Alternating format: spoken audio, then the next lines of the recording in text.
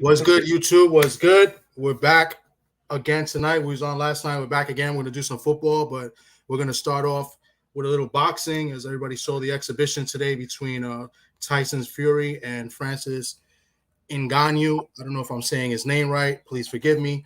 I got a new guest on the panel, of course. Um, I got one of my best friends in the whole wide world, Mr. Socrates Palmer, and I got a newcomer who you probably heard of in past videos, Mr. Brett Ortiz. We've talked mad shit about Brett. And so now Brett is on. He's here to defend himself. He's here to defend himself, and I think D Free and Judah Ben will be arriving shortly. They said they'll come through. Real quick, let me just acknowledge some of the people that came through and already in the building. Mr. Shelton, already in there, already hit the like button. Good looks, Mr. Shelton. Mind Masavusa, what's good with you, bro? Thanks for coming through. Opulent LD TV, thanks for coming through, bro. Good looks on helping me out. I'm going to be breaking down the video we did yesterday with Pedro and doing it in little shorts. He gave me a nice idea with that, so I'm gonna try to do that. And shout out to my man AB. AB's up in here. AB helps with the logo. He helped me with the logo and the intro that I have. So shout out to him and thanks for coming through. So yeah, hold on, let me make sure everybody is good. Everybody's good. So yeah, so I'm here with Sock and Brett. We're gonna start off with boxing, right? What did y'all think of the fight? Fury and Francis. I guess Brett, this is Brett is popping his cherry on YouTube, so you go first, brother. So, in my opinion, I think Fury obviously didn't take the fight as serious as he should have. Basically, more. I think it's more props to Francis anyway. Regardless of the decision, whether you thought he won or lost, I think he won regardless. He showed that at a high level, he could fight with the best. I mean, obviously, he showed his power by dropping Fury, and even though Fury has been dropped numerous times in his career, he has a chin. So for him to land that punch, for him to go 10 rounds, I think it was definitely a win for him.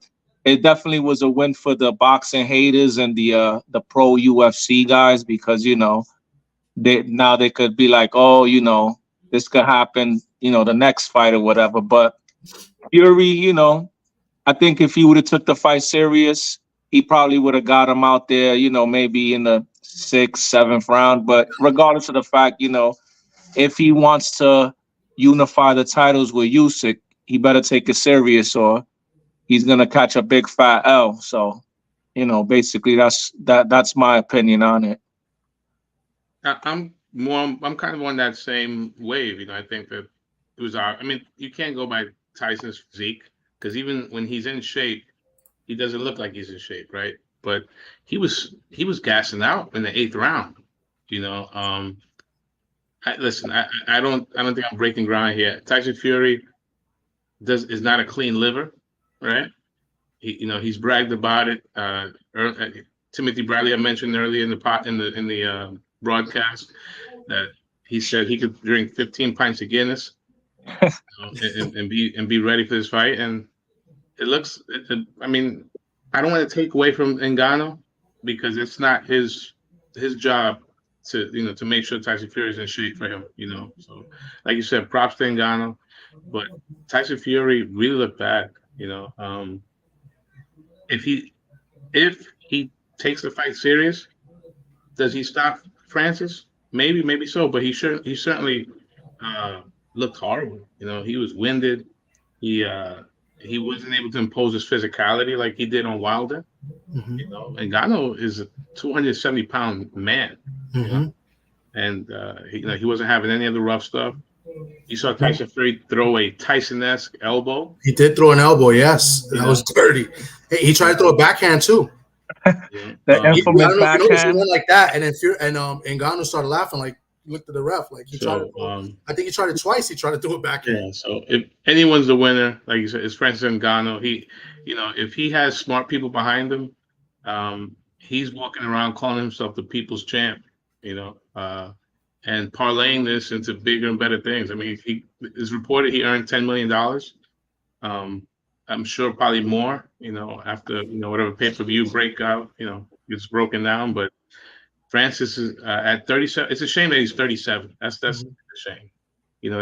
That window is short. I mean, it's small rather, but He was in great shape though for a 37-year-old. So I think honestly he could, you know, two or three, maybe I would say two, because he's used to, those UFC guys fight what about when he was a champ, what they fight about 3-4 times a year. Yeah. So I mean, let's say he gets two big fights. Let's say he fights Wilder, either a rematch or maybe, you know, one of these, low level, contenders that are trying to make, one of these maybe UK fighters that are, the UK hype job, somebody like that, where they'll sell out, Wembley or whatever, or one of these stadiums, one of these soccer stadiums, and just make some more money. I mean, I honestly, I will watch it again. I mean, he definitely performed. He showed that he has skills that you know, I think if he gets a little bit more training and he gets back in the gym, gets that cardio up, because you could see that he was gassed too, Yeah, he was and gassed. and it said that it's expected because he's not used to constantly throwing his hands for 3 rounds. UFC, you could lay on the ground, you could pick and pop your right. shots, so it's a different combat sport. So. Yeah. Like I said, I think he won a lot of fans over, even with decision. I think I even seen something on Twitter. I don't know if it was his account or maybe somebody else's, but they were saying that Tyson should thank the other two judges because he didn't win that fight. So I don't know if that was his Twitter handle or somebody else's. It probably was. I mean, Yeah. I thought at worst it was even, and then Francis wins. So 5-5, the knockdown, the extra point, and there's your decision. That's what I thought the score was. Especially early. You could say Tyson won maybe the last three rounds. Because Francis was gassed. He had his mouth open pretty much, the second half of the fight. You know what I'm saying? So I see D Free in the building. Let me just send the link real quick. And he showed he could take a punch because the first clean shot of the fight was a good right hand, and he ate it. Yeah, he did. He buckled a little bit, but he didn't panic. He's a fighter. At the end of the day, he's got that in his DNA. Yeah, I mean, I think Francis could take another fight. It depends on who he fights, and look at it. Not only that, Tyson Fury made the excuse he was out for like 6-7 months, and then we know he didn't really train fully, right? But how long has Francis been out? Francis been out longer because he was coming off a surgery, I think. So I mean, maybe another fight, Francis may look better. Depends on the opponent. You know what I'm saying? And maybe another big payday for him somewhere with another fighter. But I'm sure whoever he fights next, if it's somebody, a top contender, I think he gets stopped. I think they look at this and like, hold up. You know what I'm saying?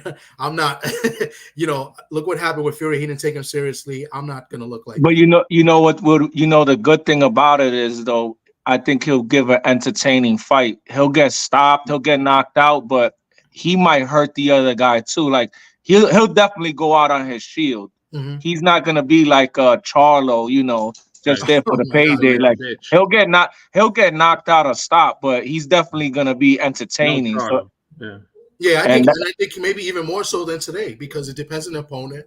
Exactly. He'll have a fight under his wing, and he'll have he'll have more time to train because, like I said, he's coming off an injury. He was out a long time, so now he's already done it. If he's active within the next 4 or 5 months, who knows? Garcia was good. Shout out to you. Fury won, but we thought that the nod should have went to Francis. I personally thought it was a 5-5 card, and Francis dropped them, so that's the tiebreaker. That's actually not a tiebreaker; it's a 10-8 round, so he won by 1 point. That's my scorecard. What's good, D Free? Thanks for coming through. What did you think? What did you think? Man, I had Francis Ngannou winning that fight by 2 rounds. Wow. Okay. I mean, if you look at round, I think it was round 8 or round 9, there was really no action in there. I think Francis Ngannou landed like 4 or 5 punches, and Fury pretty much just kept fainting. He just kept fainting. He didn't do anything. Mm-hmm. I'm like, I'm not giving that to you. Francis Ngannou was more aggressive. I'm gonna give it to Francis Ngannou. Yeah, it was 10 rounds because it was an exhibition. So like, if Francis would have won, they weren't going to give him the title. So it technically is an exhibition. No. It didn't count. I believe it doesn't count for anybody's record. No, it was that title that they gave Tyson Fury. That was the title that Mauricio Sulaiman made up for that fight. For that it wasn't fight, yeah. It wasn't an actual title fight. Yeah. I mean, in my opinion, with the WBC, it's funny as Pedro texts me. You're in the group in the chat too. He says that that Sulaiman had something to do with it too. Like, there's no way that Fury's going to take an L in this fight because it would have looked bad across the board. I wouldn't be surprised. At the end of the day, boxing he embarrassed boxing, in my opinion. And I think Sulaiman should strip him and just call two guys and just mandate them and have them fight for the title and let Fury fight them later on next year. That's what I think Sulaiman should do, because it's embarrassing. You're the WBC champion and you're not defending the title, and then you go out in this exhibition and you look bad. But yeah. I think they also did that too because of the whole fact that they made that fight it was supposed to be made for Usyk versus Tyson Fury. You have Tyson Fury lose to Francis, and then you going right into the undisputed fight. It's going to look bad. People ain't really going to tune in for it because that's another good point. And because they basically signed, the date is in question. So thank you, Joy, for coming through. I think it was signed, and it's just the date that's in question. I think they're going to fight in April. I could have sworn I heard him say it was April they were going to do it. Yeah, I don't see them fighting in December. That's a quick turnaround. Yeah, Tyson had his left eye looked pretty bad too. It was swollen. Yeah, the cut didn't look terrible. The cut was not bad. It wasn't terrible. Frank Warren was not eager at all to say we're coming back in December. Every time yeah, he was tiptoeing around the question. Yeah. He was being a politician. Yeah, he was definitely with Fury. You got to keep him busy. Yeah. He's got bad habits. He's a loose cannon. He may retire tomorrow. You don't know. You never know with this guy. Yeah, he just banked $50 million. No. Oh, Brett dropped off. He's gonna do a Reno now. Mr. Shelton, I see you, bro. I think the Saudis actually thought that Francis won too, because if you look at the end of the fight, they was over there talking to Francis Ngannou for a while. They were giving him congratulations on them, and they went and said something to Tyson Fury, but they went right back to Francis Ngannou. Yeah. I think it's a black eye for boxing, and I think Francis wins no matter what. Good for him. Obviously, he wins because he got a nice payday, his biggest payday. After all the fights in the UFC, MMA, congrats to him. But of course, Fury doesn't care. He got what supposedly like 50 million, right? 50 million. That's crazy. But what can you do? And all those was good. He said trash. All those celebrities, apparently they were guests. They were guests. So, for the most part, they had a lot of the heavyweights there, former champions. So, yeah. Even Ronaldo was there with his wife. And I can say he's playing over there now, right? He's on the team over there, so he took the money. Yep. So the event itself was pretty cool, I thought. Yeah, it was good. The production was top notch. Yeah. It's a lot of money they put into it. That blood money, that Arab money. So, what do you expect? Right? It's all blood money. It is blood money. Yeah. to every soldier that's ever popped an Arab for that oil to keep this capitalist machine going. I wish there was a disclaimer right at the bottom. the views expressed are not the views of the rest of the panel, only by Mr. Socrates Palmer Jr. It's nice to have that Wi-Fi. On fleek with the AC full blast, right, in August. Just saying. Like you're an asshole. Holy shit. So I think we got another fight tonight. I don't know if anybody's watching. I'm in the kitchen. So I'm watching it right now. Actually, Oshaki Foster and Hernandez is about to come out. They're going through the different fights. So I'm watching it right now. So I'm gonna have to move to the living room in a minute to watch that. That's good. Okay, cool. That's good. That fight's gonna be interesting. That guy, the guy he's fighting, hasn't gone past 6 rounds. I think. Yeah, he got a 91% knockout ratio. Yeah, and he comes to knock you out early. So, I mean, I guess if Oshaki could just last the first 3 rounds and see, which I expect him to outbox this guy, but we'll see. This guy hasn't really fought anybody. I see Marky Dan coming in. What's good, Marky Dan? Look, I got 2 Eagle fans on the panel now. The fuck? What's going on, Marky Dan? By the way, D Free, this is my man. Good. Brett. What's up, Thomas D Free? Salute to the panel. I didn't. You guys came a little late. This is my boy Brett that I be talking shit about. Me and Sock. He's also yeah. I be hearing you mention him every once in a while. Yeah, he's an Eagles fan, and then Brett D Free is a Commanders fan. So okay, so we got you guys tomorrow. We got that's gonna be a tough game. You guys always play us tough. So yeah, D Free shaking in his boots. They lose that game. Everybody getting traded before the deadline. First of all, I don't shake for nobody because I'm not on the field, and I ain't never scared. I'm never scared of the Eagles.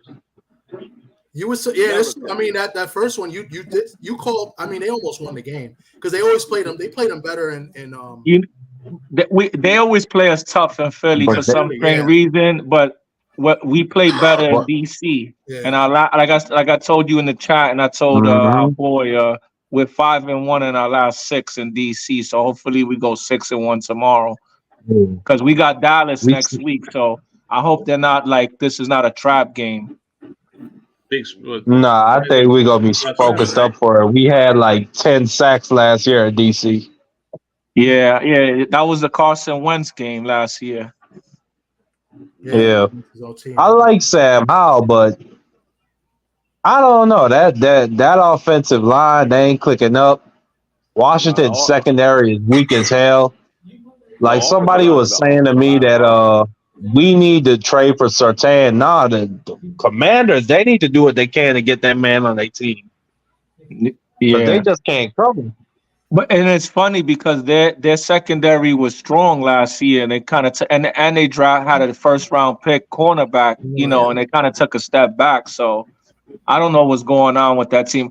My biggest thing and adjustment that the Eagles need to make going into this game from the first meeting is playing more press coverage. And I'm not even saying they got to put a hand on it. I'm saying just not give the receivers 10 yards space, because when Howe sees the the corners playing 10 yards back, he could just make that quick throw and the pass rushers aren't going to get there. But now if you have even the illusion of the receiver has to go past, the cornerback on that press, or he's just playing a little bit further close to the line of scrimmage. Now that 1 or 2 seconds that he got to get that ball out, that's when our pass rusher is going to get to him, because he's going to take sacks.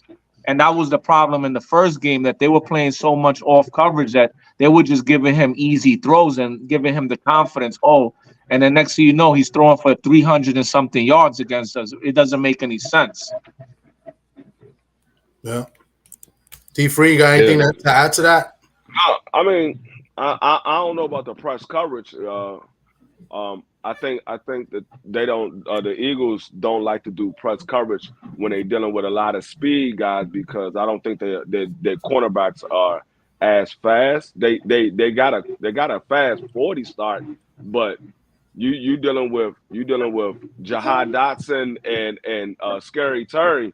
They got a fast 40 start as well. So if they get beat off the press coverage, I mean they pretty much done. You smoke.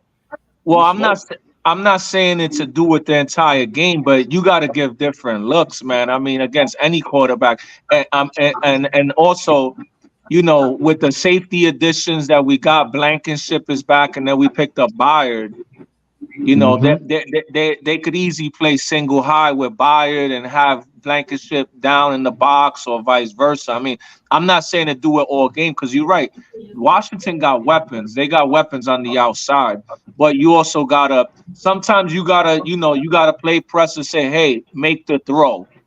You know what? Beat me, make that throw. My pass rush is gonna get there. and that's it. You can't just sit back 10 yards, 15 yards off coverage and giving these guys easy slants, pitch and catch like this is 7-on-7, practice. Yeah. Yeah, I think the major problem for Washington is the offensive line. Like we addressed everything the offseason except for the offensive line. That's our major problem. We got. I mean, if you look at the offensive line, I think we got one guy that we drafted in that offensive line. Everybody else is a reject from somebody else's squad. So that's our major problem. Yeah, the big loss for you guys was this dude that you drafted from Iowa about 6-7 years ago. I think he plays for Jacksonville now, Shreve or whatever. He was the guard. I don't know why. Yeah, I don't know why you guys didn't re-sign him. I mean, he was a stud for you guys. It wasn't that we didn't try to re-sign him. He didn't take the offer that they offered him, so he wanted to leave.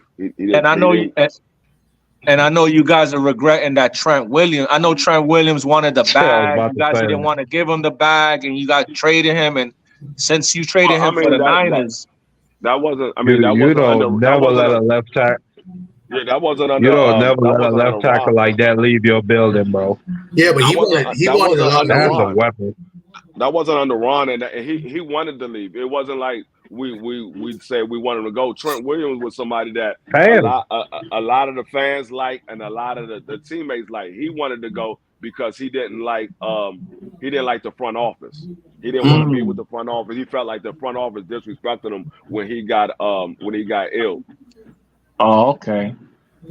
Well, we'll see, man. Tomorrow, I say this: if Philly doesn't turn the ball over tomorrow, we should win the game. I mean, I'll be very disappointed if we lose this game. I mean, we got to be one of the top teams in the NFC, and you got to beat the team, especially with the schedule coming up. And I don't really get too high on the schedule. I know the media likes to say, "Oh, they got a gauntlet. They're playing Miami. I mean, they're playing Buffalo. They're playing Kansas City." Listen, if you a good team, you got to beat good teams. And at the end of the day, when those teams see you on the schedule, they ain't chalking that shit up as a dub. Yeah. So, because what's the point if you playing a bullshit schedule and then they're like, you don't play anybody. So you want to play the best teams in the league so you could measure yourself with these best teams. And if we think we're legit and we can make that run back to the Super Bowl, then guess what? We're going to have to beat these good teams. So that whole schedule shit and you facing these tough teams, I'm for it. Is 7 points a good number? I don't know, man, because they always play us tough. It's tough because they always play us tough. But again, in DC, we usually play well. And then Philly fans travel well. So half that stadium might be Eagle fans. I think that fan base is going to be fired up after last week. No, I was reading something on Twitter a little while ago saying that if Washington's ready to deal either Sweat or Chase for a second or third rounder, like that's heating up. Yeah, I heard about that on NFL Live. Yeah, they're not getting rid of Sweat. They might get rid of Chase. Yeah, they're not getting rid of Sweat. About Chase for a minute. Too. Yeah, because the thing is because Washington didn't pick up Chase's option, so him and Sweat are free agents, and they're not going to be able to keep both of them. So they might as well get some draft capital for at least one. Yeah, it might be Chase. I don't see Sweat going nowhere because Sweat been the more consistent out of the two. So if they go to one, I mean, it'll be Chase before. Chase good in a Seahawk jersey. We need it. I was just about to say, Jonathan Allen is not happy over there. He could come up to Philly. Yep. We like those Bama boys and those Georgia dogs, so he could fit right in with us. You see what I'm talking about with this guy, Brett? This guy's arrogant as fuck. Nah, man, we good. We set, bro. You didn't see his interview the last game after that Giants loss? He was tight, so maybe he's tired, bro. He said it himself. That's been his whole NFL career, just losing. If you talking about Jonathan Allen, he ain't going nowhere. We just signed him to an extension. He ain't going. No, I know you guys signed him and Daron Payne. They're both studs, but like I said, maybe he comes next year. he's like, I want to get traded. You know how it is, Nah, listen, a Jonathan dollar Allen and a dream, Jonathan bro. ain't going nowhere. I mean, we good at if we do trade him, trust and believe, y'all gonna give up a pretty penny for whoever gets him. Gonna have to give Oh up. yeah, definitely. It's definitely gonna be at least like a 1 and a 3 for him because he's still young. It's gonna be a draft pick, but it's gonna be a superstar with the draft pick. It ain't gonna be just a draft pick. I mean, we got the owner that be fleecing teams. So I mean, not the owner. We got my man Howie Roseman, the GM, that be fleecing teams. E-Mass Howie. Yeah. Back alley Howie. That was the old regime that would fall for some trash trade. It ain't gonna be this one. They're gonna ask for a superstar and a draft pick. He's not gonna get a draft pick for Deron Payne or Jonathan Allen. We already know they tackle in the league. Would you give up? Would you go to Denver and say, "I'll give you Chase Young, a first this year, and a third next year"? Would you do that for Patrick Surtain? Yeah.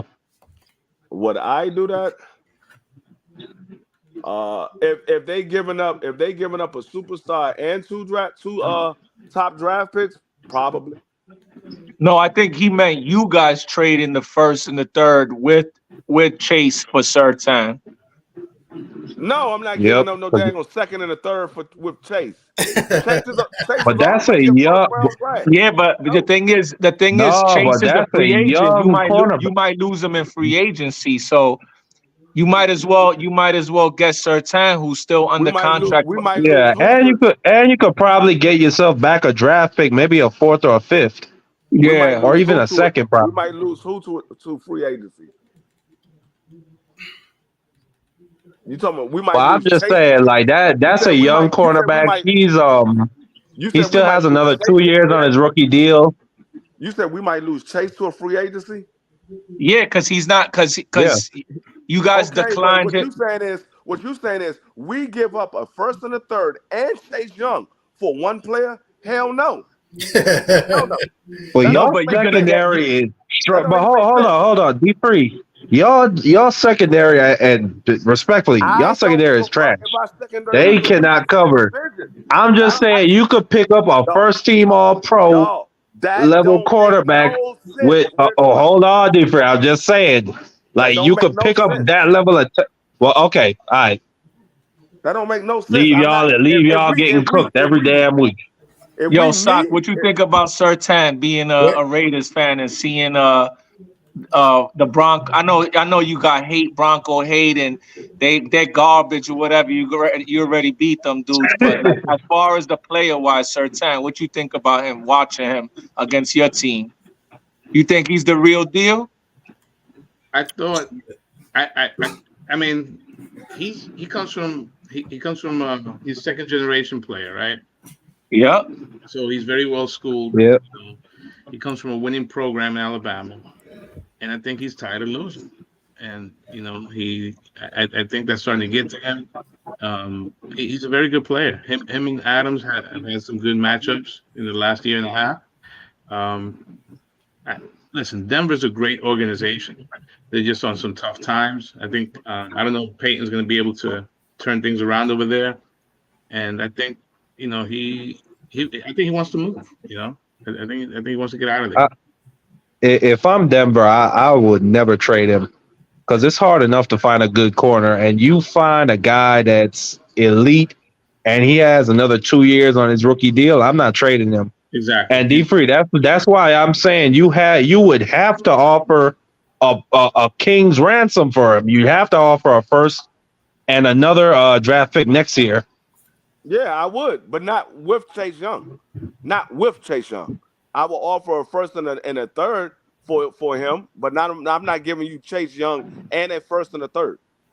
That makes no sense at all. That's like us losing 3 drafts. Yeah, okay, I can see that. Yeah. Yeah, I get that. But what happened? All right. So would you do it? Let's say like he said earlier, where it's like Chase Young, a first and a third. But then you get Surtain and a second back. Would you do that?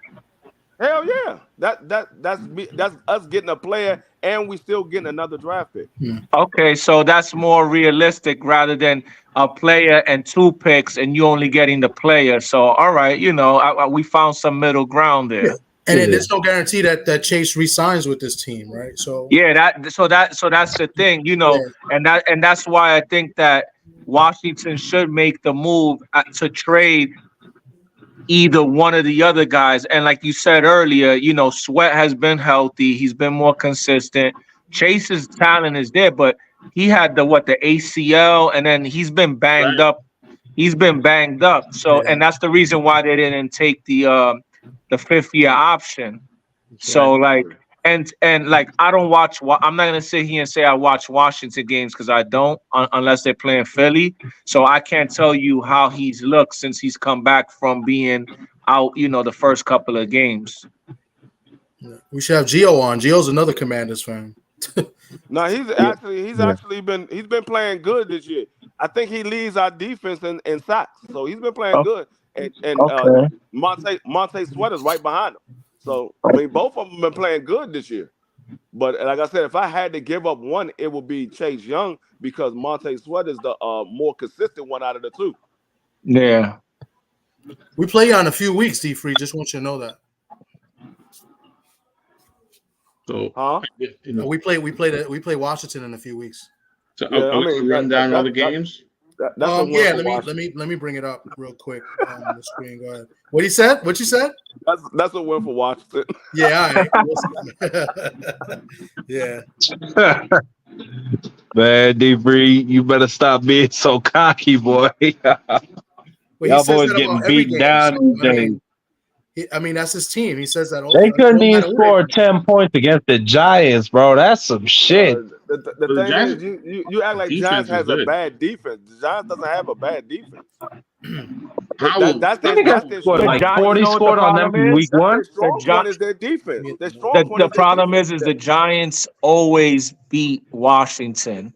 So I kind of knew. I even said it. I was like, don't be surprised Washington loses to the Giants because the Giants just have their number. They just have their number. It's just sometimes you have a team in your the last couple of years. But the thing is, the Giants has the best attribute about the Giants is their defense. Their offense is the problem. Their defense is solid. Well, their line is worse than yours. Well, he's saying the defense. Yeah. Defensive is the offensive line is trash. Yeah. But their defense is okay. If I'm being honest, you're not wrong because they held the Bills to last week. I think 14 points. Like it was 14-9. Yeah. 14. They should have won that game too. The Bills are another team that you don't know what to expect from them. I mean, they got the talent to beat anybody, but they just not consistent at all, man. No, it's funny. That's what we said. So, go ahead, Sock. I'm sorry. The Milano injury is big. Yeah, that's big. The Tre'Davious White injury is big. Their defense could be had. Just put it that way. And what kills them in the playoffs is that lack of running game, the consistent, They never can have a consistent running game. So the problem is that you got Josh Allen airing it out, and he's great, but he also is reckless, and he'll give you chances to get a couple of picks and a couple of turnovers. Yeah, he's always playing hero ball and then forcing things. Well, that's how I feel like sometimes Jalen Hurts has been this year. He's taking a little bit more riskier throws and chances, and yeah, he has more touchdowns throwing, and he's on pace for 5,000 passing yards, but he got 8 picks already. Like he had 6 all of last year. So it's like I'd rather you tone it down a little bit with the risk than forcing it in there, and turning the ball over. Obviously, that's what happened against the Jets. I mean, a couple of those interceptions were fluky, but that last interception, I mean, that's probably the worst interception I've seen him throw in his entire career, as a pro. Well, let me. Yeah, but I'm not too real quick. Sorry. Yeah, but I'm not too worried about it because the offense is running pretty good right now. He's getting AJ Brown the ball. And it's like you said, some of them is just unfortunate accidents. Like the first one, the Goddard, he catches it, it gets popped out, and a Jets player catches it. Yeah. I mean, it is what it is, bro. And in the Like to me, the second one, offense is running good right now. yeah, and in the second one, his arm got hit as he threw the ball, so it popped up. We'll see, man. Hopefully, like I said, honestly, tomorrow I would like them to get Devontae Smith involved a little bit more. Maybe get him a tutty, so you get that. He's confident, but he got to be better. And I'm not saying he hasn't, but we got to give him a little bit more love. His targets has not been, his targets have not been up there as usual, but I mean, the last couple of games they've been going to besides AJ. But you gotta remember he dropped some passes against the Jets. Oh yeah, some big drops. Some.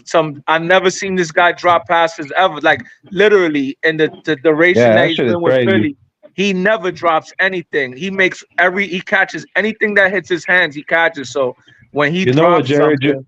You know what Jerry Judy used to say about Devontae Smith at Alabama? Smitty catches everything. Yeah. He don't drop shit. Like, bro. Exactly. Let's get that guy tomorrow, at least, 100 yards and a touchdown. He reminds me of a receiver that's on the Seahawks. I won't say his name. You talking about my player? Lockett? Yeah. Lockett is... Yeah, name Robert Rocket. He don't drop anything. He's our best receiver, even though he's not our best player, but he's still our best receiver. So, all right. So let me another dude who don't really get any recognition. I'm gonna just go over real quick, and then we'll bring on the board, and you guys could chime in too. This is a thing. Me, Sock, and D Free. We pick 3 games a week. We do like a snake-like draft, and then we could go over the games as well. You guys can give your input. Last week was D Free's worst week of the year. He's been pretty good, consistent all year, but he went 0-3 last week. He took the Bills -8, the Browns -3.5, and the Lions +3. He was 11-6-1. Now he is 11-9-1. And that pushes him down to second place. Last week, I was in last place, and I will remain in last place. As I went 2-1 last week, though. I took Baltimore -3. I was really high on that pick. I took the Commanders -3. They lost. And I took the Vikings +7. And then Sock had the best week. He went 2-1. His team let him down. He took the Raiders -2.5.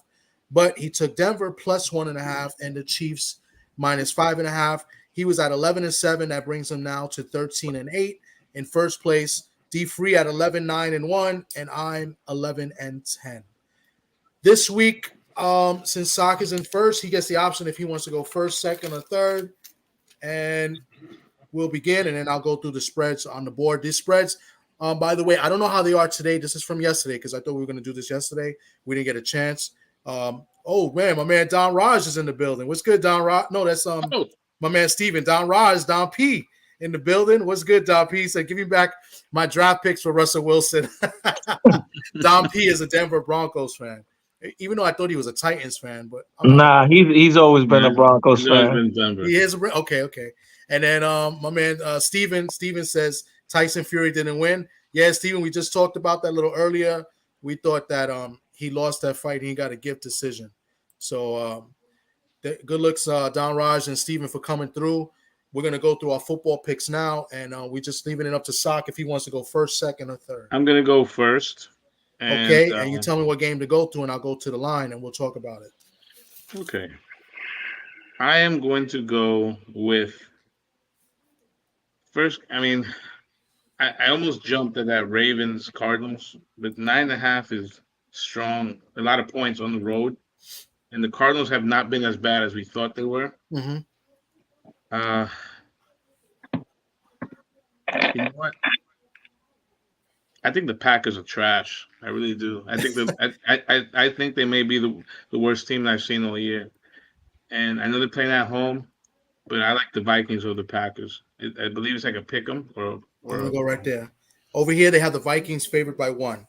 By the way, these are off. This is off DraftKings. We every week we do DraftKings, and this is really yesterday's lines. And I didn't update today's lines. It could have changed. I don't know, but I figured I'd just leave it. So we're gonna have to get you that DraftKings promo money then, since you promoting them. That is true, Tom. I guess. So Sock is gonna take the Vikings -1. Yeah, taking the road team. The Vikings -1 on the road. D-Free, you'll go next, or you could have me go next, and you go third and take the 2 picks back to back. It's up to you. Go down real quick. Yeah, I'll just go through it. Anybody got any opinion on that Vikings game? Is anybody in agreement with Sock's pick? I honestly think that big win on Monday night for the Vikings. They played well offensively, and they look more, they look more dangerous than Green Bay. Green Bay right now is Love looks like, I don't know, maybe his confidence is shaken. I know Adam Jones is back healthy, so maybe that'll give him a boost. But if we're going quarterback, you got to go with Cousins over Love, and it's not a primetime game. It's probably one of those games that pretty much nobody's going to watch. So Cousins is probably going to throw for 400 yards. Probably. That's true. Sock went with the Vikings -1. Yes. Yes, sir. I'm gonna go with Houston Texans. Houston Texans. Are they playing who? The Saints? Are they playing? As much as I want to put it all on Jordan Love, the Packers have one of the worst offensive. My bad. Go ahead. I'm sorry. They're playing the Cardinals -3.5. They're playing the Panthers. Okay, so Houston -3.5. Oh no. They're playing the Panthers. They're playing Carolina. Yeah. So he likes Houston. I just want to go back and just mention something.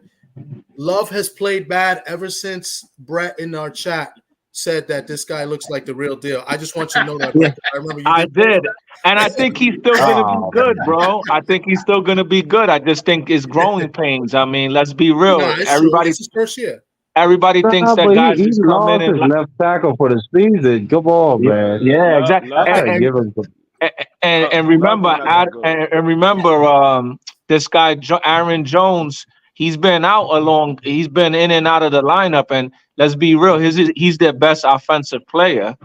So yeah, that's true. And then even Watson has been, he's been banged up. He should be healthy tomorrow.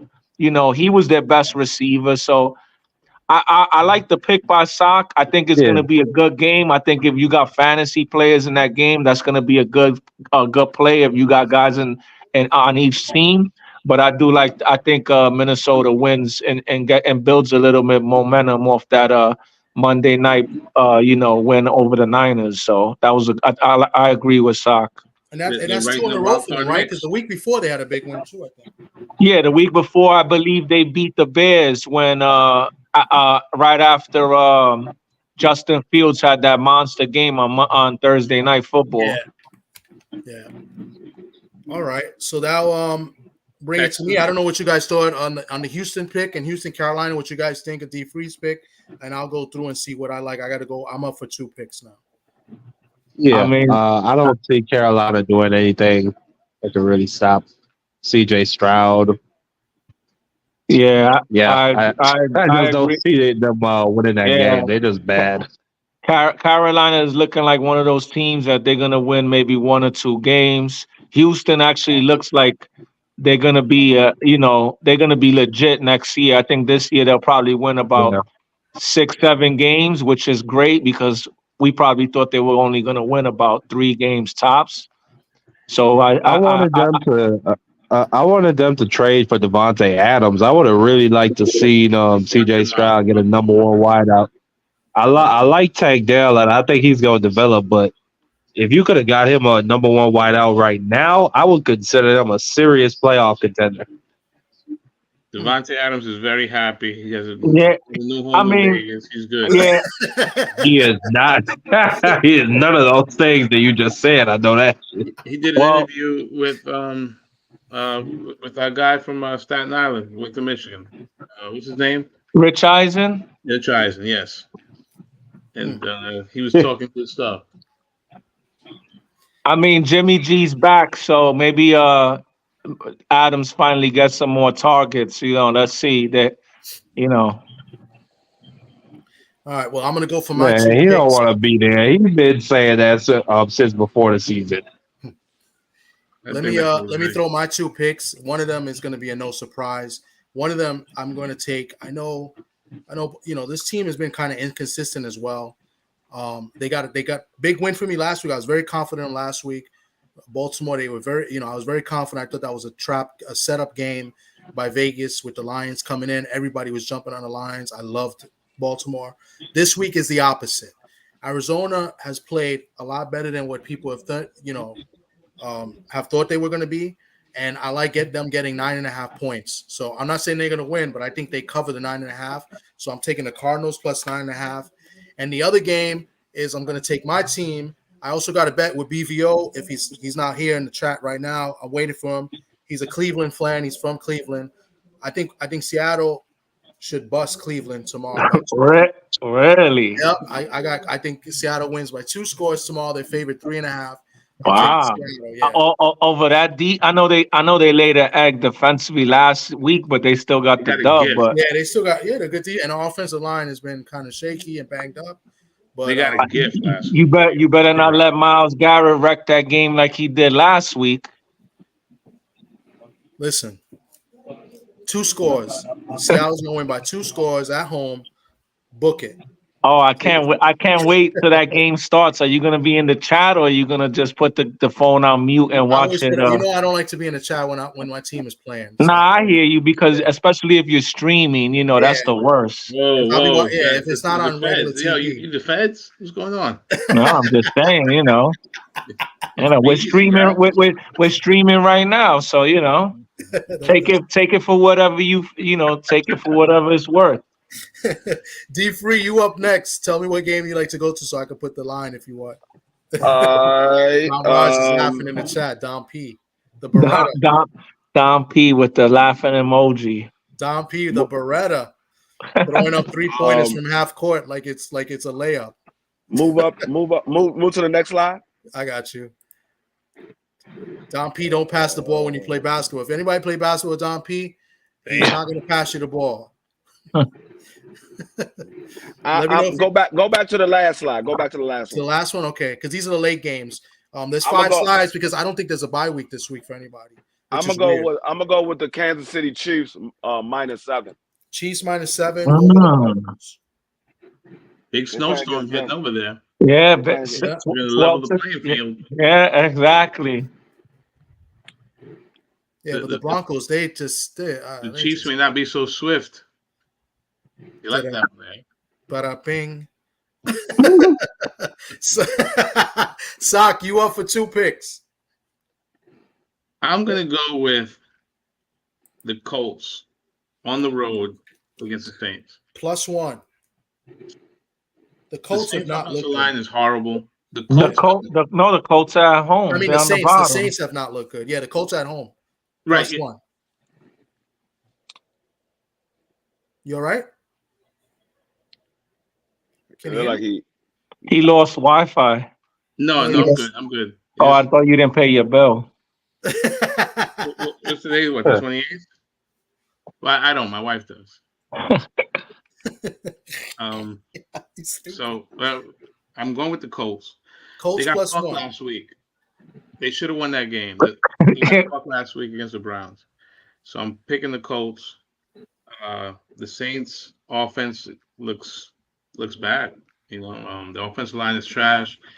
A lot of disgruntled wide receivers. Not clicking with my guy Derek Carr. I like the Colts. I think Derek Carr. I think Minshew is probably the best backup in the league. Minshew Magic.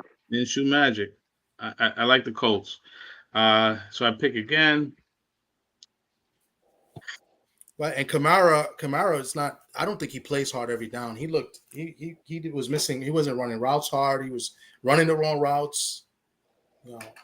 And he's still dropping fantasy points. Yeah, because he gets dump offs every 13 receptions for like 14 yards. That's all Carr does is check the ball down. Yeah. So the rest of the games are kind of tough, But that's why people tune into the show for expertise. People got bills to pay, so I'm gonna give them another winner. Give me Dun, dun, the dun. Bengals +5 against San Francisco. Let me see. Is The it banged up Frisco. the I Bengals think, +5 at yeah. Santa Clara? I Yes. like it. I like it.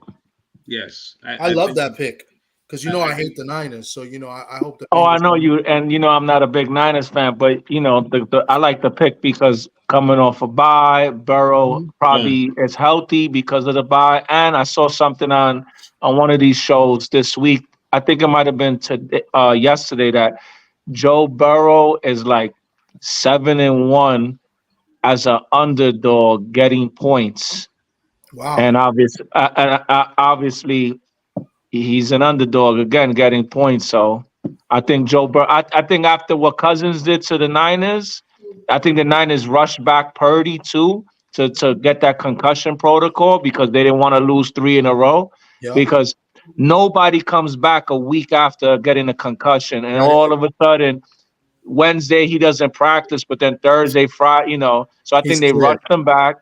I think, matter of fact, I think the Bengals win outright. Forget about the points. I think they win money line.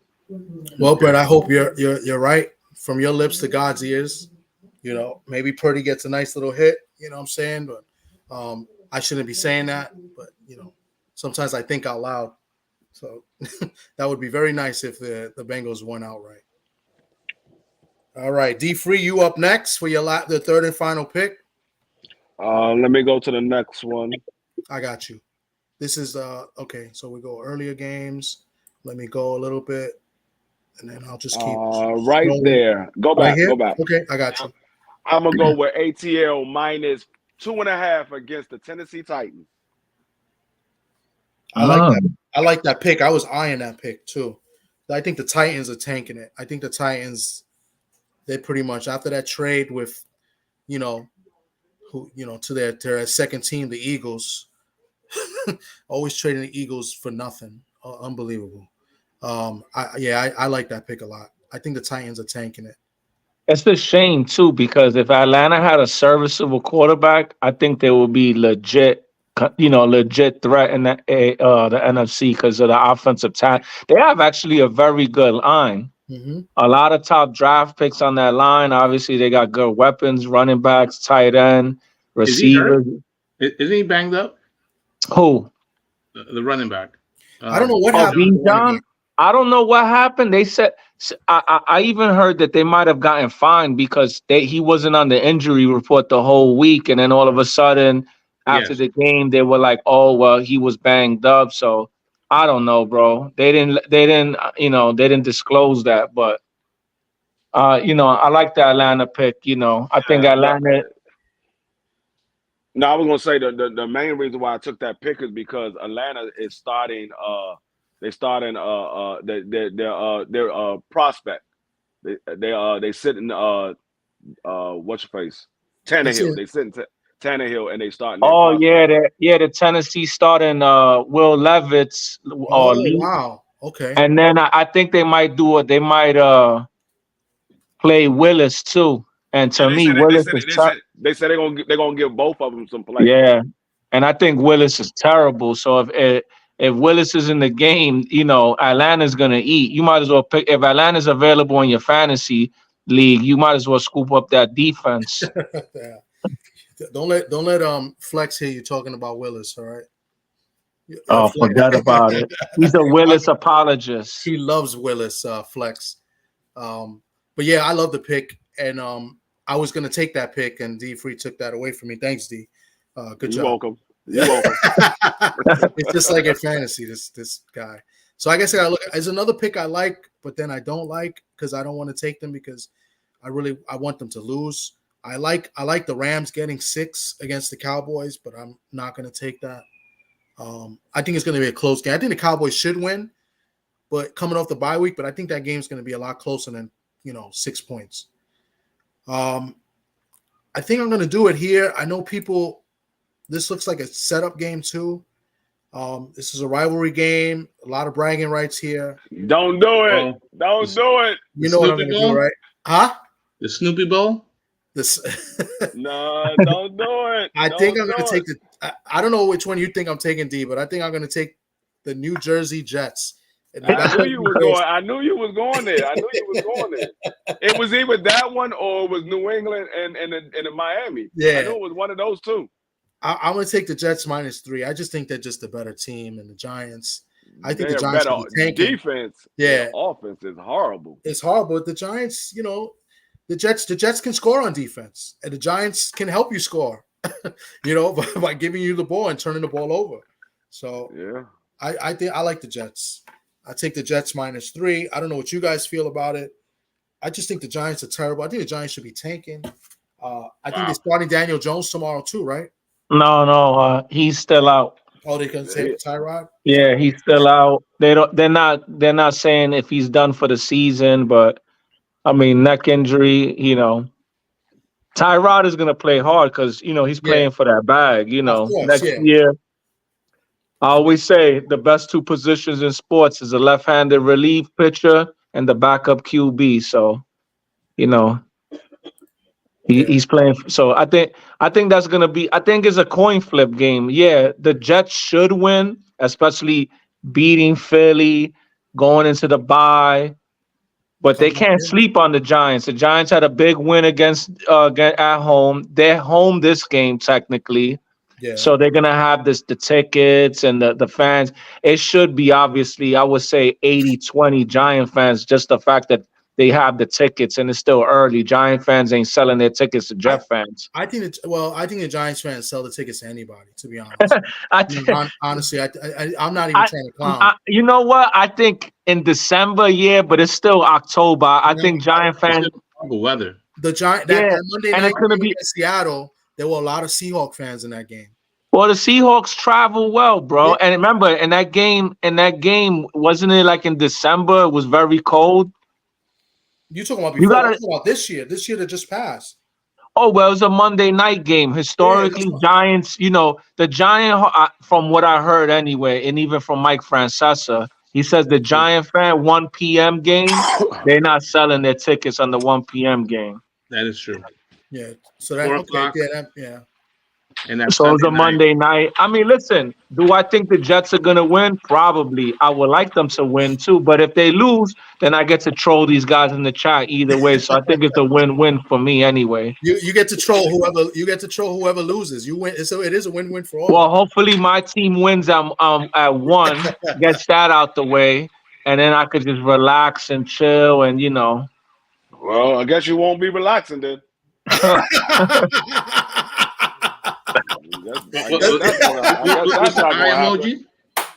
That's what I like to hear. This is why we get at Brett. Brett is by far the most arrogant fan in the world. How am I arrogant though? I said hopefully we win, so I get to be chill. I'm not saying. Listen, do I expect to win? Yeah, but I've seen this team lose to Washington when we're back. Last year we were 8-0 or 9-0, and we played Washington, turned the ball over 4 times, and lose to these guys. Like, we shouldn't lose to them. If we play our A game and Washington plays their A game, we're gonna win the game. If it's a clean game, nobody turns the ball over. They play their best, we play our best. We're better than Washington. I'm gonna say like this: if we don't have the referee that played for that referee y'all last game, we will win because y'all didn't get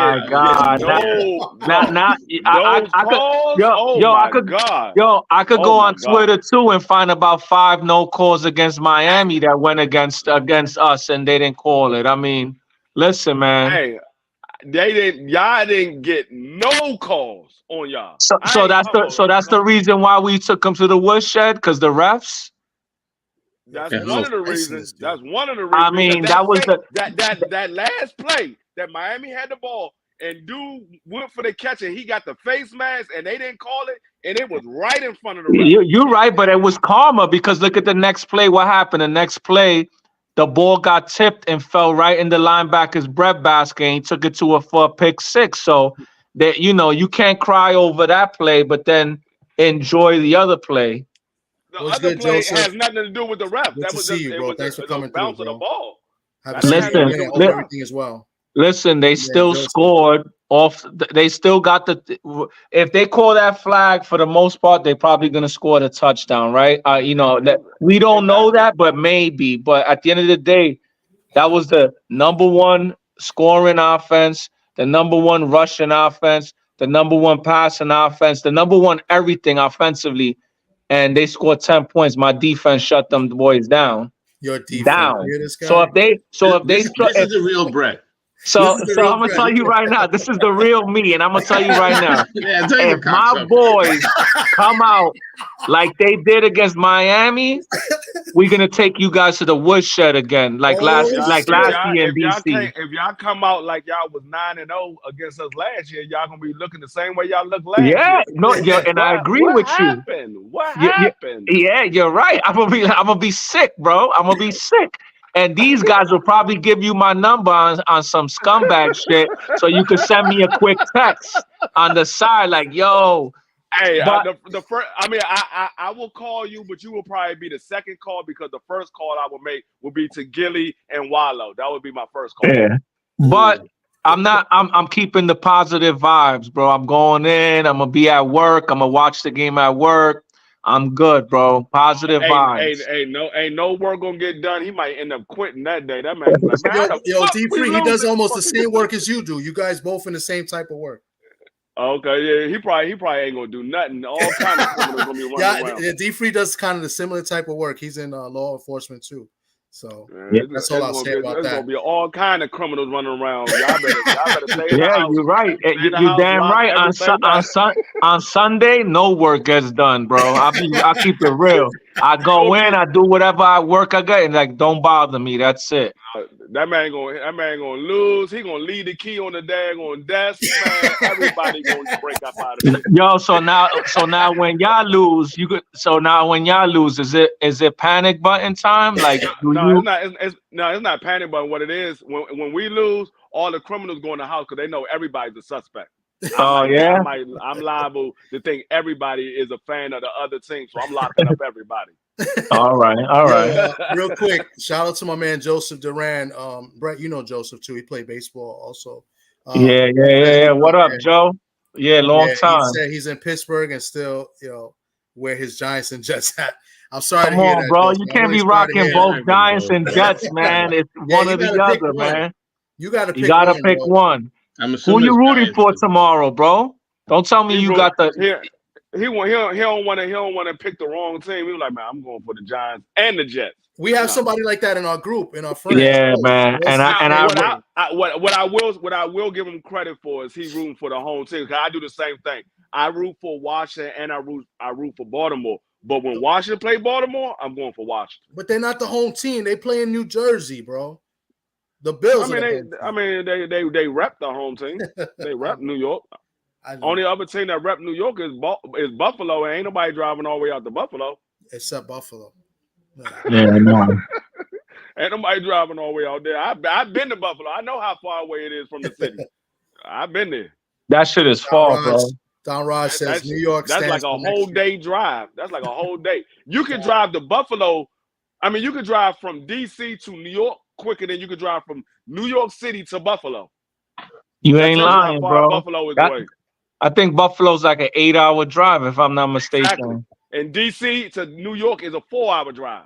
That's what I'm trying to say. Closer, you could drive to DC to New York and back home, and you still wouldn't be in Baltimore, in Buffalo yet. Especially if it's snowing. Forget it. Yo, Foster looks like he's icing this guy out. This guy stinks. I don't know if you watch any of the game, the fight. I was looking like Foster was trying to give it away, but now dude is in the 9th round. He's trying to bounce around. Foster walking him down now. Yeah, Foster's picking him apart. Yeah, because he's never been here before. He hasn't passed 6 rounds ever, except for tonight. Foster picking him apart now. Yeah, and he looks a lot fresher too. Yeah. But yeah, I think that's what Foster was waiting on. I think he was waiting for the later rounds. Win a couple of the early rounds. The dude probably gonna win more of the early rounds, but then take him apart in the later rounds because dude ain't never been in those deep waters. Yeah. Well, yeah, so D3, you finally got to meet the real Brett who's waiting for him to come through. So you got did Michigan play today? Nah, they had a bye week. Yeah, they They have a bye week every fucking week this year. They played nobody this season. I mean, of course, I know the Dane do what we always do. We beat up the teams that we're supposed to beat up, and we play hard in the teams that we should beat, but we end up finding a way to lose it. Yeah, they just disappoint me. Now I think they play Clemson next week. Did Clemson win? Clemson was struggling early, I think. Man, Clemson been struggling all year. Yeah. Clemson hasn't been the same since Trevor Lawrence went to the NFL, man. Well, they should have beat Florida State. They blew it. They should have beat Florida State. Well, the story of the day is Oklahoma losing. Oh yeah, that game I saw. I saw that game, and that was crazy. And Oklahoma was lucky to even be in the game because Kansas pretty much tried to give the game away. They had a punt, fumble, a punt return, then they threw an interception in the early fourth quarter. So, good job by Kansas. They stood. Did you see how USC skated away with a victory? Yeah, I saw they won by 1 point. Yeah, 50-49. It came down to a 2-point conversion. Who's that? And USC ended up knocking the ball out of the dude's hands. Oh. What about Oregon? Did they win? Yeah, they smoked Utah on the road too. Wow. Smoked them like 38-7, something like that. 35-6. I stopped watching the Ohio State game. I know the Ohio State had kicked the field goal, and I haven't watched no more of it. But I didn't hear nothing from Coach Joe, so I take Ohio State won. Yeah, they won 24-10. Fuck Coach Joe. That's because he was talking shit when they beat 24-10 against Wisconsin. Yeah, at Wisconsin. It's a road. It's a road. Wisconsin's a tough place to play. They're still a good program. I don't want to hear none of that because the way Coach Joe be talking is like Ohio State is the best offensive team in the league. I don't want to hear none of that. I don't know how he could say that. I don't even think he watches the games, to be real, because they're not the best offensive team in the league. He watched the big plays. That's all he watched. He watched the highlights because their quarterback sucks. No, he watched the game, but he only looked for the big plays. Oh, you see that play right there? But what happened to all the other plays? Yeah, see, the thing, I don't know. The thing is with the Big Ten, I just don't know how good these teams are. We know how good Ohio State is because they should have lost to Notre Dame. I'm not even saying that as a fan. They should have lost that game. But Michigan, we don't know yet. Michigan has a tough game next week. They play Penn State next week? I believe so. Yeah, because they got Purdue Cupcake City tomorrow next Sunday. Yeah, so I think it's in Purdue though, but still they got Purdue, then at Penn State, then at Maryland, Maryland is sneaky. Like Tua's little brother, they can score points. They're sneaky. Like we should win. We should win that game, but it's not going to be a cakewalk. Like they're going to give us problems because they can score points. Yeah, it's in Maryland. Maryland should have won that game against God damn, who was the game they lost to? They was 5-0 and Maryland lost. They should have won that game. But I mean, Maryland is good. It's just they have those laps in defense when they get against the ropes. They have those laps in defense, and then it's hard for them to come back. But Maryland's a good team. They're not bad at all. Yeah, they're not bums at all. They're solid. They got a solid program. By the way, I had to hit refresh on my computer. James Madison is ranked. I can't remember the last time James Madison was ranked. Wow. James Madison, the football team? Was like, yes. Yeah, last time they was ranked was like maybe 20 years ago. I didn't even know. I thought they were Division I AA. Me too. They're playing Old Dominion, and they are up 30-27 as we speak, with 10 minutes left to play. Wow! So they put up points. Oregon State is a nice surprise. That has a lot of space. Who's winning the UCLA Colorado? I changed it to put on UCLA the box. won. UCLA won. Last time I looked at it, Colorado was up 6-0, and then I had started watching the fights. I had turned from it and started watching the fight, but then I turned back and I saw Deion Sanders come off, and he didn't look happy. There's a lot of ever there's a since lot that more choke elbow job a losers on that couple. bandwagon, huh? Yo, ever since that choke job a couple of weeks ago, man, that was bad. Up 4 scores in the first half at halftime. Was that against Stanford? Nah, that was against.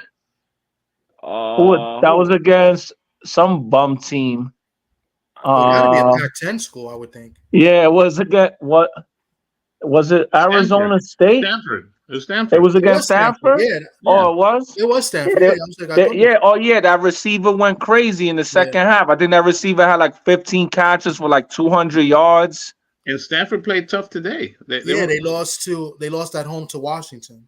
Mm-hmm. Yeah, well, I know Stanford used to always play tough against Notre Dame. Yeah, I hate it though. Well, Stanford was a very good program. I mean, when Harbaugh had it, and then the other guy, Stanford and USC always play Notre Dame tough.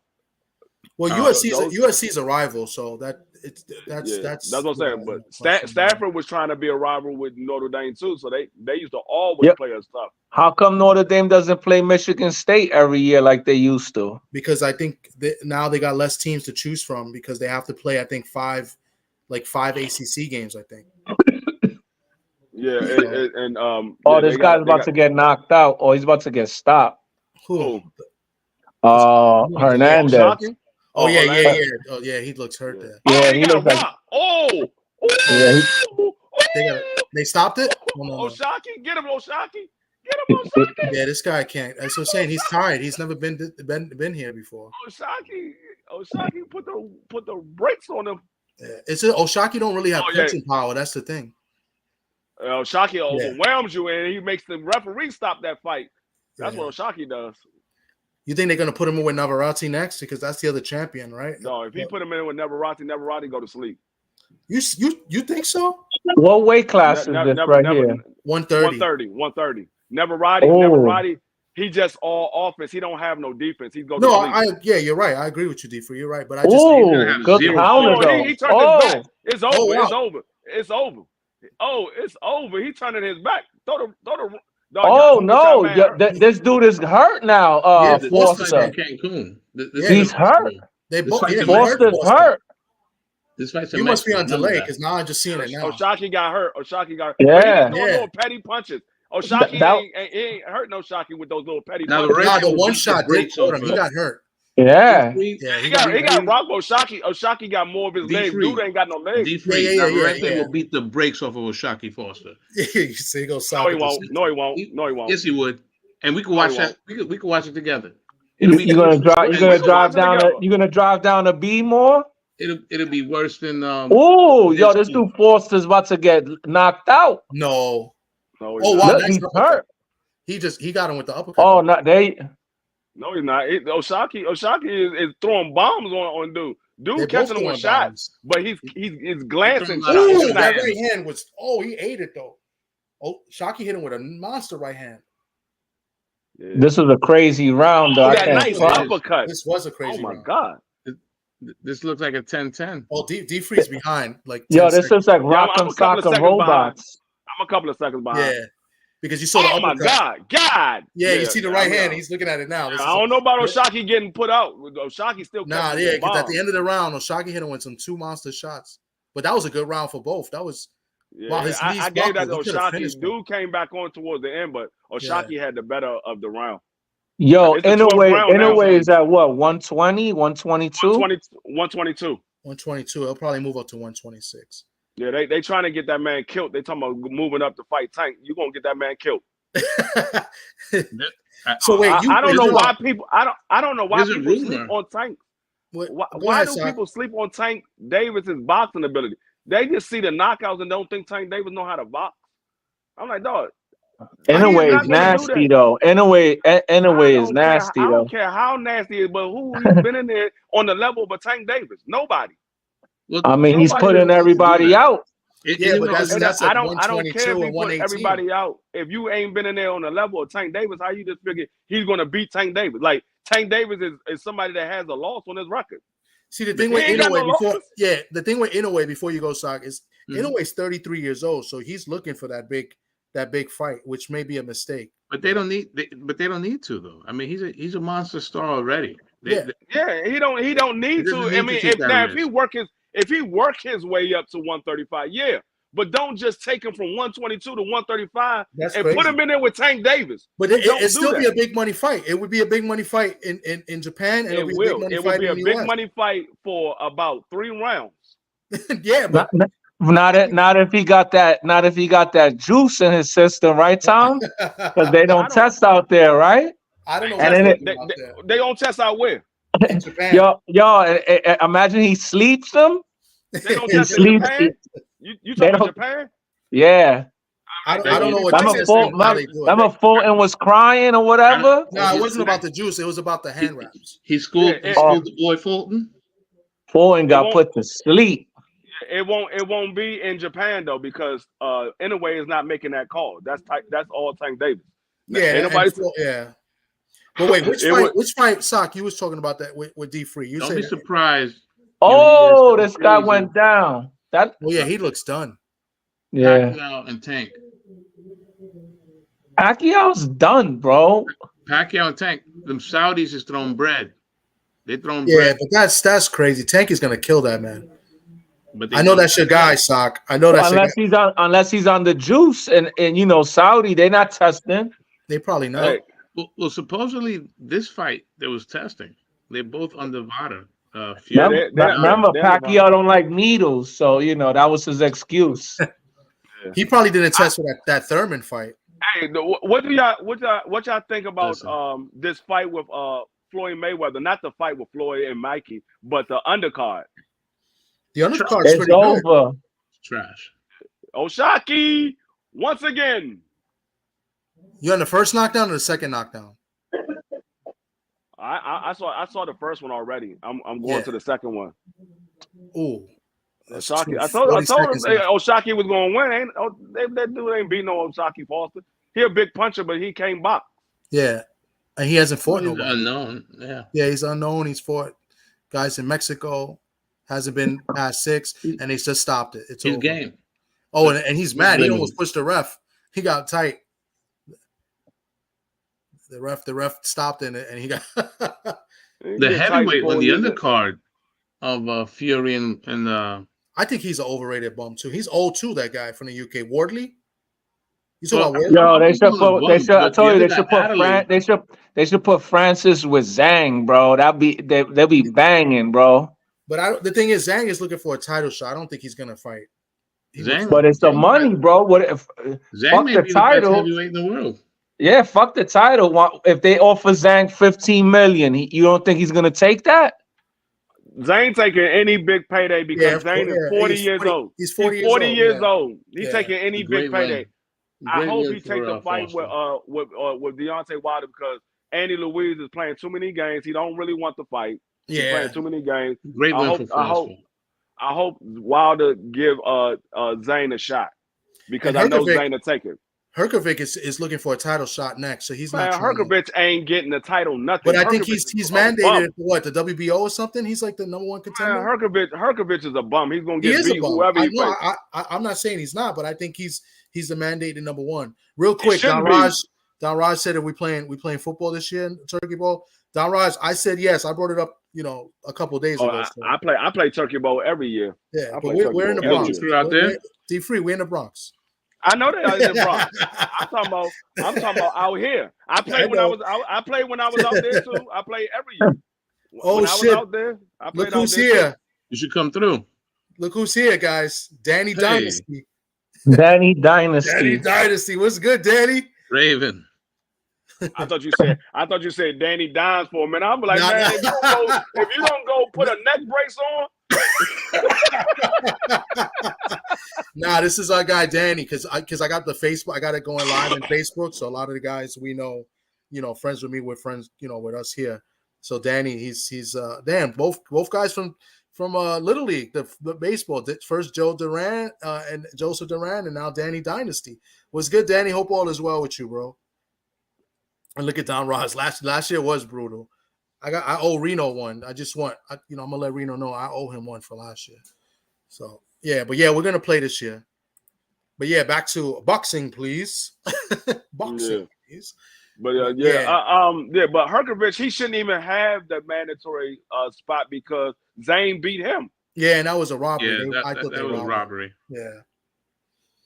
So what's the next big fight? Pay-per-view wise, or even the next big one is November 25th. Benavidez. Benavidez versus Boo Boo. Yeah. Oh yeah, Boo Boo. Let's see if Boo Boo, he shows up. There might be I think he'll show up, but I don't know if his legs are gonna be. They're not what they used to be. I don't know. I don't know what to think from Boo Boo because I saw the fight with Damon Milkerson and he didn't look good, and I know it's because he's coming off a long layoff. But then you turn around and have another long layoff after that fight. You haven't fought since January of earlier this year. Yeah, you ain't fought nobody since then. And this guy puts a lot of pressure on this guy. That's what it is. He wears you down with the pressure. Yeah. Can Boo Boo? Is he gonna respect his power? Yeah. No. And that's another thing. I don't know if Boo Boo power translates to 168 because he knocked Damon Nicholson down, but Damon Nicholson said he was never hurt. He said it was like a flash knockdown. He said I wasn't never hurt. He didn't hit me with something that I had to be worried about. As you see, after I got up, he wasn't really right in any trouble. Yeah, he wasn't in any trouble. He said I went right back at him when I got up. So it wasn't like I got hit with something that I had to worry about. It was a flash knockdown. Yeah, so and I don't know if Boo Boo power translates to 168. Yeah, Geeko, you gonna say something? No, I just looking at the upcoming schedule. Is there gonna be a rematch for this dude that got knocked out? What's his name? Fedora. Remember he got knocked out by his last fight. He got put to sleep. Yeah, by Brian Mendoza. I don't. I don't know because Brian Mendoza just lost to Tim Tszyu. Yeah, so I don't know. Oh wow. Yeah, they're gonna have to build him back up. And Thomas, Thomas, that last pick, you said you took the Jets. Yeah, I took the Jets -3. Yeah. -2. Yeah, -3. -3. Okay. Yeah, you got my picks for your joint though, right? Yeah, I got them. I gotta cool. write them down, but I got them. I think the next big fight might be the Thursday fight. I mean, it's this was for the WBC right here. Yeah, Shockey Foster is the champion. Yeah, he took the belt from Ray Vargas. Yeah. Oh, okay. The other titles, Ray Vargas just as bad as he beat this dude. Yeah, I think Shakur gave up the other titles on the scale. Shakur got a fight already, man. I'm tired of seeing him on Twitter. I was about to say the next big fight, not that big, is actually before that. It's on a Thursday, November 16th. He's fighting De Los Santos. Yeah, but I want him to fight a big name, man. Like I mean, this guy's fighting too, right? Isn't Haney fighting coming up? That's in December 9th. December 9th. Same He's night fighting. As Floyd Mayweather fighting. But who Haney's fighting? Regis Pro. Oh yes. Yeah. What you think about that fight?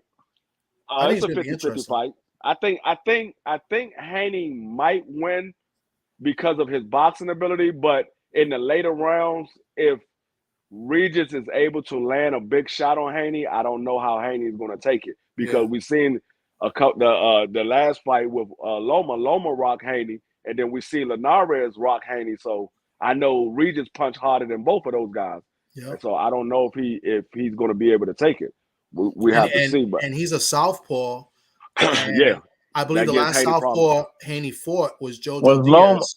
No, Loma. Loma. Yeah, Loma southpaw too. Yeah. Loma southpaw. Yeah. And southpaw gives Haney some problems.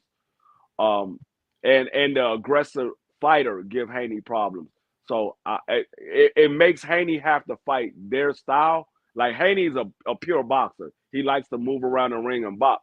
But when you put that pressure on him, it makes Haney tend to fight their style, and that's a bad recipe fighting against moving up in weight. Yeah. I want to see Teofimo fight Tank. That's the fight I want to see. That's the fight they need. They need to make that. Yeah, but that's the thing. Teo don't want to fight. Teo told everybody he retired again. He don't want to fight. Yeah, but I see him on Twitter working out. He's in the gym, so Yeah, Or is it but Cap? he just did a interview last week on Tuesday, and they said we want to know, are you retired? You're not retired. He's like, man, I'm retired. I got some stuff I got to take care of at home and stuff. I'm good. I'm but like, they don't take the title off of him, so he's still champ. because he's the WBO super. He came back to get to petition for the super status, and now that he has the super status, he doesn't have to fight for 18 months because he was the mandatory for the WBO. So now that he fulfilled the WBO mandatory, he doesn't have to fight for 18 months because the WBO super only mandates a fight every 18 months. That's sick. That's crazy. I never liked those super and franchise titles. I think that's the problem with boxing is these guys take these long layoffs as opposed to UFC. You see in these champs fight, 3, 4, 5, even 6 times a year. These guys are fighting every 2 months. That's the one thing about the UFC that I do like. I like if you move up in rank, we know who's fighting the champion next because he's number one. He's next in line. He's going to fight the champion. And so they move their fighters up through the ranks. And if boxing took that avenue, I think it would be a lot more fans to the sport of boxing because okay, we're getting the best fights every time because these guys move their way up to be number one to fight the champion instead of the champion just they picking and choosing who they want the champion to fight because like the WBO, they could pick anybody in the top 10 to be the mandatory. The WBC, they could pick anybody to be the mandatory, and the IBF is the only one that pretty much holds true to their standards. But even them, they still have some issues. So I just don't like it. That's why I think Herkovic is going to try to take advantage. I think he's going to try to get his shot somehow. So like if Tyson Fury doesn't take this fight with Usyk, he's going to try to get his shot, versus Usyk. And he's gonna get outboxed. He's gonna fuck Herkovic up. You know what though? I think if Fury does take that fight, they say it's signed that they don't have a date.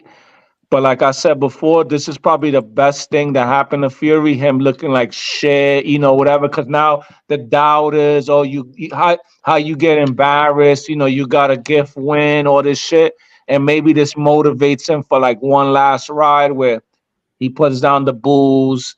He stopped fucking around with whatever extracurricular activities, and he gets in the gym because we want to see the Fury, the 100% Fury. You ain't gonna see that Fury. That Fury is long gone. That Fury. The last time we saw that Fury was Wilder 1. That's the last time you saw that Fury. You ain't gonna see. Nah, what do you mean? The third Wilder fight, he killed him. I'm talking about the Fury. I'm talking about the Fury that was on his game, that was a boxer that wanted to fight. The Fury the last time you saw that Fury was Wilder 1. Now Fury is the only reason that Wilder 1 happened, it was because of Wilder. Wilder 1 happened was because they thought Fury was a coked out fat fuck.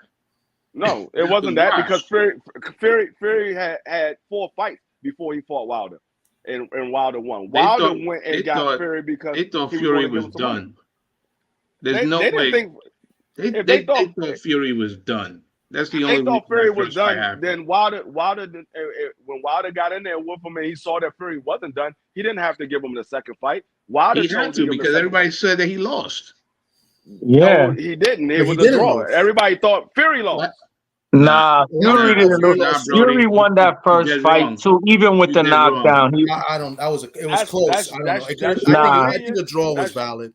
But I'm not saying it was. I think it was. I don't think Wilder won the fight at all. I think it was either Fury wins or it's a draw. That's the only reason it was either. I think it was either Wilder win or the draw. That's why it was a draw. Because some people believe that Wilder won. Some people believe Fury won. That's why it was a draw. For Fury to win that fight, how many rounds would have had to win? He would have had to win 8 rounds. And he won about 9 or 10. The only rounds that he lost, bro, the only rounds he lost was the ones that he got dropped. Okay. Oh, man. And it was two. It was two. I see. I think you might have been drinking before the Philly game Nah, started. bro. Because he didn't win Listen, 9 of 10 rounds. I know Either Tom is jump a on or Deontay go Wilder come in the fanboy. comments. Get on the You see what I I'm got not to a deal with? Deontay Wilder This is what I fanboy. deal with I'm not a Deontay every Wilder day. No, fanboy. Tom is a Deontay Wilder fanboy, and I'm gonna This is tell what you I deal right with now. every day. I deal with Fury this. kicked I'm his not even gonna ass respond. the last 2 fights. He threw him a The monster last fight was a beating. good fight. You can't say he kicked his ass. He won, but No, he kicked it. It was a great Wilder fight, knocked him but down he twice It though was the best But fight he- since on Owen a slow Holyfield. count too. yeah, Slow count. Come on, it's man. always done. It's a slow count. You saying like Wilder was a The bum. second That was a fight is good because fight. he wore the equipment and it was too heavy, and then he had the hand wraps, and now the slow count. I mean, Jesus, man. I'm gonna mute you. Yeah, this guy I with don't the know nothing about no equipment being too heavy or none of that. All I you don't know is remember when he came in with the whole getup looking like Legion of Doom with the mask? He was like, but he made an excuse saying that he shouldn't have done it. No, he did not. Mark Breland's He never said water, that. right? He never said that. He was on Twitter making all kinds of excuses. He never said that the suit was too heavy. He never said that. He saw that shit wore down his body. He got tired before He never said that the suit was too heavy. I'm trying to tell you, he never said that. I remember him. He didn't say that. I've never heard him say it. You see reports of that. I've never heard it. That was a reporter that said that the suit was too heavy. He didn't say that the suit was too heavy. How did the reporter get it? How did the reporter get that then? Reporters don't lie. Are you going to let me talk? Are you going to let me talk? Okay, so what he said was, the reporter asked him multiple questions. He said, was the suit too heavy? Do you believe you was drugged? Do you believe this or that? He said, I don't know what it was. All I know is I didn't have my legs under me. So they ran with the fact that they said the suit was too heavy. He never said that the suit was too heavy. We have interviews with Deontay Wilder the day after the fight. Interviews that's on YouTube right now that we've done with him the day after the fight. He never said that the suit was too heavy. He never said that. And he never said that Mark Breland drugged him. Mark Breland came out and said, I didn't drug him. If you look, you will see that I never gave him water. And when we looked at the daggone fight, Mark Breland is the only one that gave him water. All I know is it was too many excuses. Instead of taking his L with grace, he made too many excuses. He could have said, "Listen, this guy was the better man." You know, it happens. What you taking off as he making too many excuses is the fans was making those excuses. He didn't make those excuses. The fans made the excuses. That's what you're not getting. You're taking that Deontay Wilder said this. He never said that. He didn't even fire Mark Breland when everybody said, "Oh, he fired Mark Breland." He didn't fire Mark Breland until months later. Mark Breland was still in his camp. He just wasn't the head trainer no more. He was still in his camp. He was still a trainer. He just wasn't the head trainer. But everybody was like, "Oh, he fired Mark Breland." Mark Breland was still on his team. That's what I said. You listening to the fans and not getting the actual story. It's just crazy to me. Like that first fight. You know, everybody talks about how Wilder can't box and do this, but Wilder's knocking guys out, which is what people want to see, right? And then so you got a guy that's doing this, knocking guys out, especially at the heavyweight, which is supposedly, you know, the granddaddy no more of heavyweight boxing, and people don't like it. And then you get this guy dancing around and boxing, and yeah, he's a good boxer, and you know, people love him now. Like it's just, you know. He boxes, but he knocks guys out too. Don't get it twisted. He wasn't really knocking guys out though. He wasn't until recent. He wasn't knocking guys out. He was struggling. He was struggling with guys. He lost the fight. He lost the fight to. He didn't knock Vlad down. He didn't even knock Vlad down. You know, and everybody knocks Vlad out. Like he wasn't knocking guys out. He got dropped by Cunningham.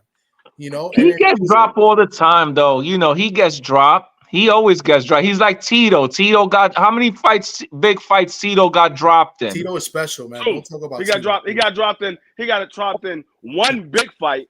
I get sensitive when people talk about Tito. He got dropped in one big fight, and then he got dropped in another fight. Actually, neither one of those fights was big now that I think about it, because it was Cambosos and then it was Santino Martinez. Neither one of those was big fights. Yeah, Sandor Martin. Shannon Omar. Neither one of those was big fights. Neither one of them. Those was 2 1-in-a-mill fighters that dropped. Shelton, shut the fuck up. Who?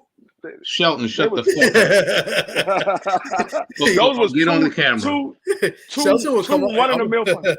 Shut the fuck Those up. was two 1-in-a-mill fighters that dropped. That's your boy said. Come on, man. And we know Kambosos can't punch through a wet paper bag, and he dropped Tio. No, he said Tito. No, Tito Trinidad. Tito. Tito. I thought you That's said why I said Tito. don't talk No, about not Teo. Tito Trinidad. You know how many big fights Tito fought, and he always got dropped, and then he came. That's what I'm saying. Like Fury, Fury good for getting dropped. He's good. Boxing than Shelton never knows. I was a Tito fan until I seen that he couldn't get past a jab. When he couldn't get past a jab, I was like, "Oh, you're not really that good. You can't get past a jab." Clown. Winky Wright beat that man with a jab the whole fight. He didn't throw no punch but a jab. It was bad coaching, bad everything, bro. Don't remind me. That wasn't no bad coaching. That was bad Tito. That was a bad Tito. Which fight are you talking about? The Winky against Winky Wright. Yeah, Winky Wright. But Winky couldn't draw flies if he was covered in shit. So I mean, he's not the superstar that Tito was. No, he's not. But he had a hell of a jab, and Tito couldn't get around that motherfucker. Winky was one of those awkward fighters. Great defense. He's a guy that a lot of people ducked because people did duck Winky. Because guess what? He made you look bad. Yeah. Because Tito, you know, Tito was a guy that all Tito had was a high guard and a high jab. No, that's not all he had. That's not all he had. Come on. All he had? Yeah. I'm talking about. Is there a welterweight today that would stand in front of him? No, what I'm saying is that's all he needs to beat you is a high guard and a hella fire jab. That's what he did. Yeah, but there weren't how many Winky Wright? There was only one Winky Wright. Let's be honest with you. Who else Winky Wright beat that was a big fighter? I'm trying to remember. Well, he got robbed a couple fights too, didn't he? Yeah, he beat Mosley. The Vargas fight was debatable. He beat Mosley. Yes, he beat Shane. He beat Shane Mosley, and he lost to Vargas. No, he lost to Vargas. Yeah, but that was a close fight. Yeah, you know, that's what I'm saying. I think there was another fight he got robbed. There was another fight that he got robbed. I mean, Winky Wright was one of those fighters that. Who? Did he fight Jermaine Taylor? I don't think so. No, I don't think so. He might have. I just can't remember. He might have. Yeah, I just don't. Winky Wright was a dog, though, bro. Like, you know, everybody said, "Oh, had a great fight." Who? Bernard. Oh yeah, Bronco McCart. Bernard Hopkins used every trick in the book. It's like he was dirty. Yeah. I mean, Winky was a hell of a fighter. It just hell of a fighter, Hall of Famer. Yeah. But he wasn't a star. Yeah, there's no shame in losing to him. It happens. But it's not a shame. Yeah, I was right. He did fight Jermaine Taylor. It was a draw. Yeah, and I thought he won that fight. I was right. I knew he fought Jermaine Taylor. And that was when Jermaine Taylor was Jermaine Taylor. Yeah, and I thought he won that fight. I was right. It's not a shame in losing to Winky Wright. No, you're right. The way he lost, though, like you said, he didn't do shit. No, they scored a draw. Because Jermaine Taylor was on top of his game, but Jermaine Taylor struggled with fighters because he struggled with Winky when Winky's good, and he struggled with, I think he fought Spinks. Corey Spinks. And Corey Spinks, that was a close fight. That was a close fight. The thing with Jermaine Taylor is Jermaine Taylor was athletic, but his fundamentals wasn't all that good. His fundamentals wasn't that good. That was the thing about Jermaine Taylor. He was athletic, but he didn't have a very high fundamentals. And that's how he started losing. That's how he lost to the white boy. Kelly Pavlik. Yeah. That's how he lost to him because he was winning that fight, and he got trapped in the corner. He didn't know how to tie up, and he didn't know how to stop the onslaught. And he got caught, and that was it. And he couldn't finish because he should have finished Pavlik. He had Pavlik. Yeah, that's what I'm saying. He was winning. He was winning. He just didn't. But Pavlik was down and hurt bad. It's not like a flash knockdown. He hurt Pavlik, and he couldn't finish him. And then so his 3 losses are Pavlik, Carl Froch. My boy, the Cobra. That's my guy right there. What do they all have in common? Did he fight Sam Solomon? They lost to Andre Ward. Yes, he fought, that was his he retired with Sam Solomon. Sam Solomon he fought. Yeah. Yes, who was like 50 years old. Yeah. That's what they have in common. They all lost to Andre. Jermaine never fought Andre, I don't think. No, Jermaine never fought Andre. He never fought Andre Ward, no. No, I think Jermaine wasn't a top fighter at the time that Andre was moving up the ranks. Yeah. Jermaine was on his way out. Cooked already. Yeah, Jermaine was on his way out. But I tell you, nobody beat Bernard Hopkins like Jermaine. Jermaine dominated those 2 fights, I thought. Yeah, he did. Jermaine put a whooping on Bernard. Oh, you forgot my man Calzaghe fucking dominated B-Hop too. Yeah, but it wasn't like Jermaine. It wasn't like Jermaine. Oh, Jermaine, no, you're right. Jermaine gave him a beating. Worse, I think. Yeah, Jermaine beat Hopkins when Hopkins was at his best. Hopkins was the daggone. The first fight was very close. The executioner. He was the executioner. Yeah. He was busting everybody up. Yeah, the first fight was kind of close. Yeah, but Jermaine won the fight. There's nobody could say that Hopkins won. And then the second fight, Jermaine said, "Okay, y'all didn't believe I won. I'm gonna show y'all I won." Yeah, Jermaine was really good. It's just, I guess, something his head or whatever. But that Pavlik fight, he fizzled out quick though. Like when he lost, and then next thing you know, he lost again, and then like you didn't hear from him. But he got all his losses except for the rematch, and he dropped off. All his losses except for the rematch with Pavlik, he was winning. The first fight with Pavlik, he was beating Pavlik. The first fight with Froch, it was the last round. He was beating Froch. And then he got caught in the last round. And the Abraham, he was cleaning. He was whipping Abraham. Oh, yeah. Arthur Abraham. Those were the worst knockouts of all time. Yeah, they were the last round. So, you know. Yeah. Yeah. I mean, it was only the second Pavlik fight is the only fight that he lost. Like the other fights he lost, but he was winning all those fights. The Sam Solomon fight, I don't really remember that much. But the Winky Wright and the Corey Spinks fights, those were really close fights. That I missed the day. I missed the days of that, like that super middleweight. Remember that super middleweight Showtime tournament? That was great. That was the days of Andre Ward, the making of Andre Ward. Andre Ward, and you had Carl Froch, you had Kessler, you had Abraham, you had a bunch of dudes. That shit was dope. I remember when Andre Ward entered that Super Six. And I was like one of the few people that said Andre Ward was going to win, and people were like, "Are you crazy?" They had this dude too. What's his name? Darrell's brother. Yeah. Andre Darrell. Which he had a good fight with Froch. That was my boy Froch fucked him up though. Nah, that was a close fight. You can't say it was a close, but he fought. You know, because Darrell was a slick boxer. You know. And it was in the UK, so it was a tough fight. I thought Froch won. Home cooking, so it was home cooking. No, I thought Froch won. I'm a Froch fan, so I'm a little biased. But to be real, that was a really close fight. I think Froch gave Andre Ward one of his better fights too. I mean, he clearly lost, but that was a tough fight for that. You know, Andre Ward had to dig deep for that win. Yeah, the favorite, huh? Kovalev fight. Yeah, he lost that first That was a rock. The first fight he lost. The second he whooped him. He lost that first fight. I thought Andre. Nah, it was close, but he lost that fight. The second one, the second one was he was already done. It was like Mayweather when Mayweather lost the first Castillo fight. Oh my God! Was a loss. Every week that was a real loss. Yeah, that was a loss. And then the second fight, he didn't lose. Floyd Mayweather didn't lose that fight. Of course, Floyd Mayweather lost that fight and then came back and whipped him. And I'm gonna tell you, I wasn't a Floyd Mayweather fan at the time of the fight, but he didn't lose that fight. I wasn't a Floyd Mayweather fan. I thought Floyd. It was close, and the only reason why a lot of people say that Floyd Mayweather lost that fight is because Floyd Mayweather got cut. They never seen Floyd Mayweather get hit as many times. Nah, but this is way before 80 shots. Yeah, this was way before Floyd was a big name, though, man. He was up and coming. Nobody before Floyd started shooting his hands up. You know, he was breaking his hands every other fight. Yeah, he lost that fight. He lost that fight. It was a gift, but you know what? He atoned for it when he dominated the second fight. Exactly. There's not one fighter, all-time great, that has not gotten a gift. Nah, he got a gift, and you know what? He atoned for it because he came back the next fight and whooped them easily. So, it is what it is. De La Hoya got the most gifts.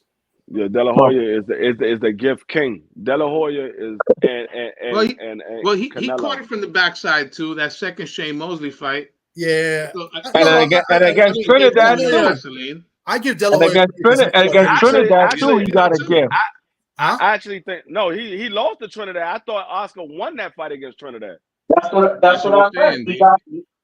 He got from the backside. Yeah, he ran those last few rounds, so because he thought he had it bagged up, and that was his fault because he thought he had it bagged up, which I thought he did too. But he should have at least won one or two of those back 4 rounds, those last 4 rounds. He should have won at least 1 or 2 of those because I mean we see now hindsight 2020. We see now if he would have won one of those 2 back fights, he would have been good. That he got. I mean, the Felix Stern. Everybody knows Felix Stern beat De La Hoya. They gave De La Hoya that fight. Oh, that was highway robbery. The Whitaker fight, I thought Whitaker beat him. Yeah, Whitaker definitely beat him. But Whitaker got a robbery against Chavez. Oh yeah, he got robbed against Chavez too. That was a robbery. He got robbed because they said it was a draw. And when Whitaker really won that fight, they said it was a draw. We should have yesterday. I should have Pedro tell the story about that fight too because he had a fight. He had a bet with the guy from the Raiders. What's the guy in the Raiders? Was it Jack Tatum or something like that? He bet Jack Tatum Pedro betted for Chavez and Tatum bet Whitaker. Whitaker? Yeah, and then so they bet before the fight and they were at the fight and he said in like round 10, Pedro paid Tatum. He was like, yeah, you got this. You won this here. And he paid it off. And then when they announced the draw, he went to Tatum like, oh, give me my money back. It was a draw. It was a draw. That's how bad he thought Chavez was that fight. That happened with me with my boy for the first Pacquiao-Bradley fight. This guy paid me because he knew Bradley lost that fight.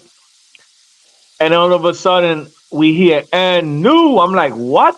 And I had to pay him back his money and pay him money. Wow. For that robbery. That was a robbery. That was a robbery. That one and the Jeff Horn fight. Oh, the Jeff Horn fight. Jeff Horn. Well, let's go. That was bullshit. That was home cooking. Yeah. Australia, they stayed doing that shit. But there was a New York judge that was part of that heist. Well, let's go Roldan. Yeah. Yes. Wow. One of the worst judges in boxing. I remember I think I was in Cancun for that fight. Yeah, I was in Cancun. Not my honeymoon. It was I went the second time. Yeah. That's crazy. But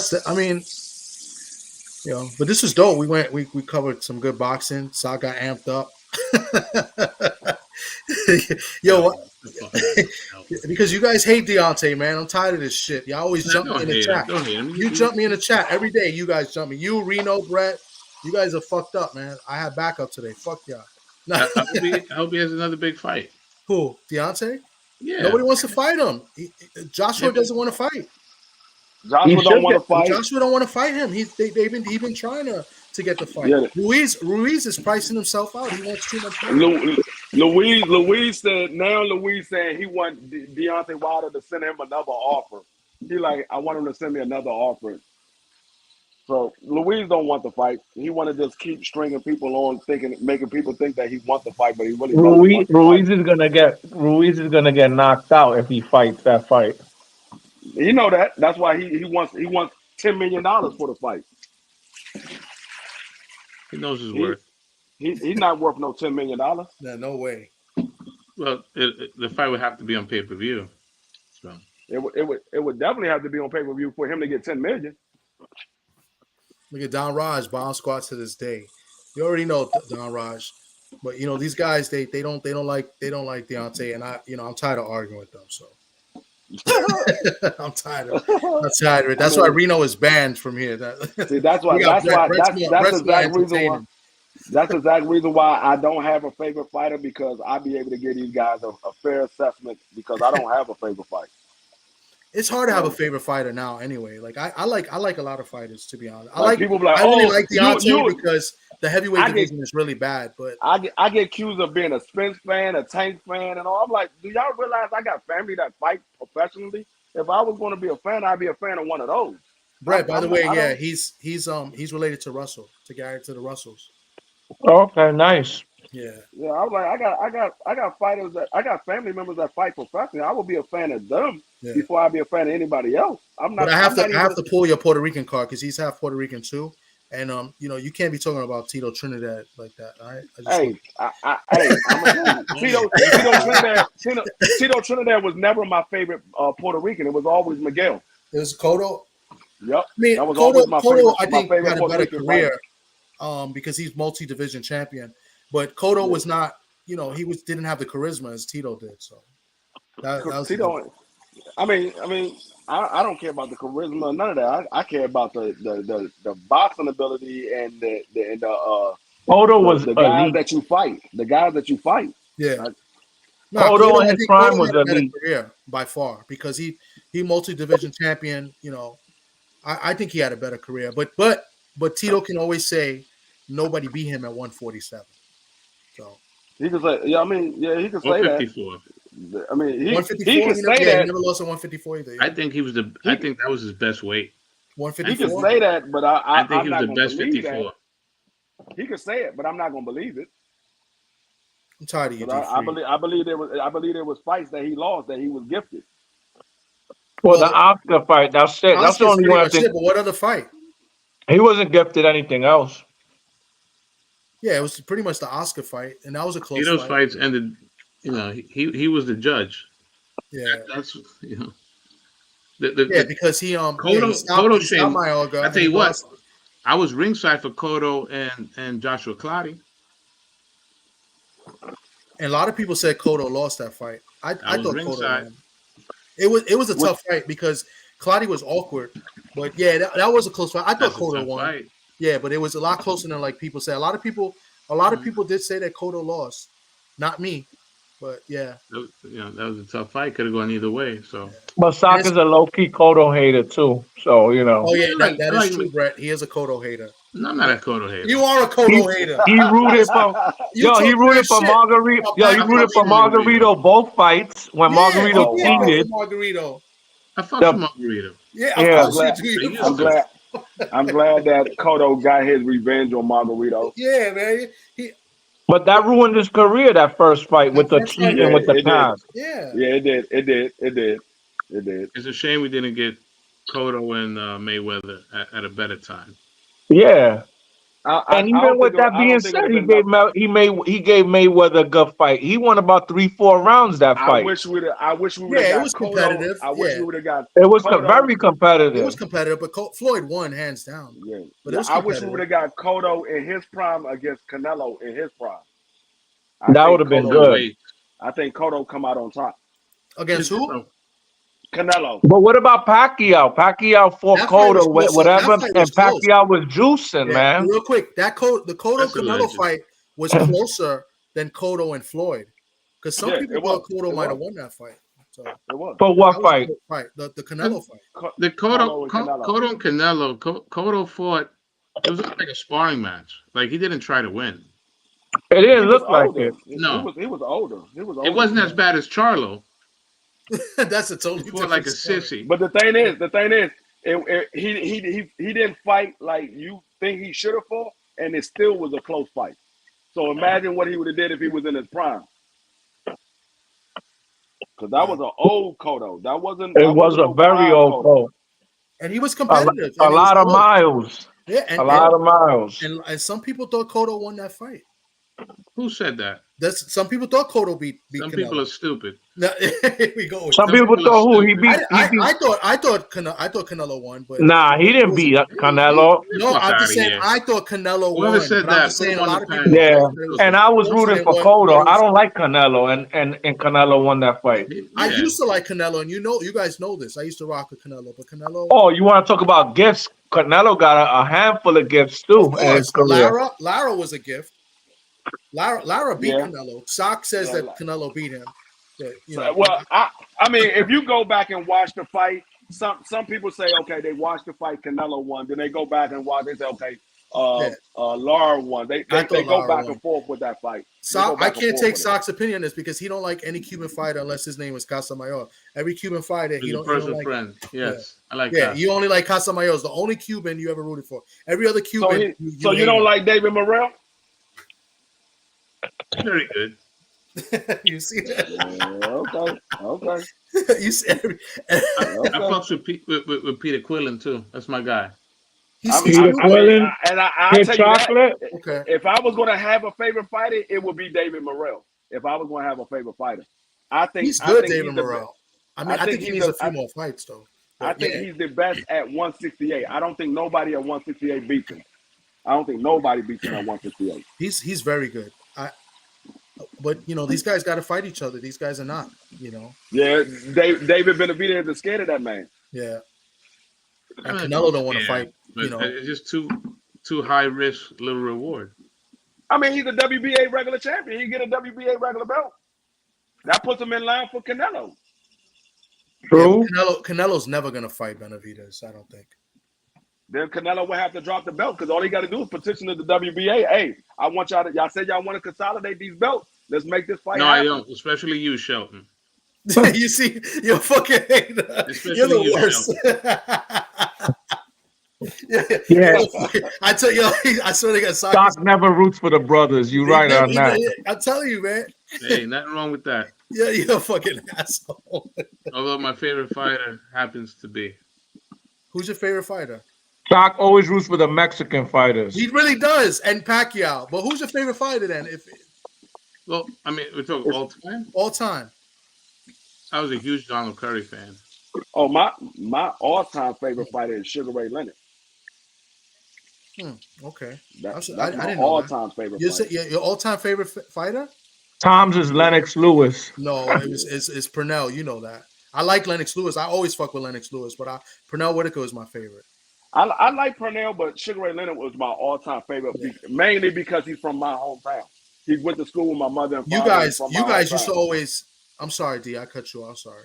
No, you good. You good. Yeah, no, I was saying because with these guys, I always like Lennox Lewis, and they didn't like Lennox Lewis. They always hated Lennox. Huh? I didn't like Lennox Lewis. Lennox Lewis might be one of the best heavyweights of all time. He was great, but he fought at a good era. Lennox. He beat everybody. He beat everybody. He beat everyone he fought. Huh? Yeah. He beat everyone he fought. But Riddick Bowe, he was supposed to for Riddick Bowe didn't. He fought a washed up Holyfield, a washed up Tyson.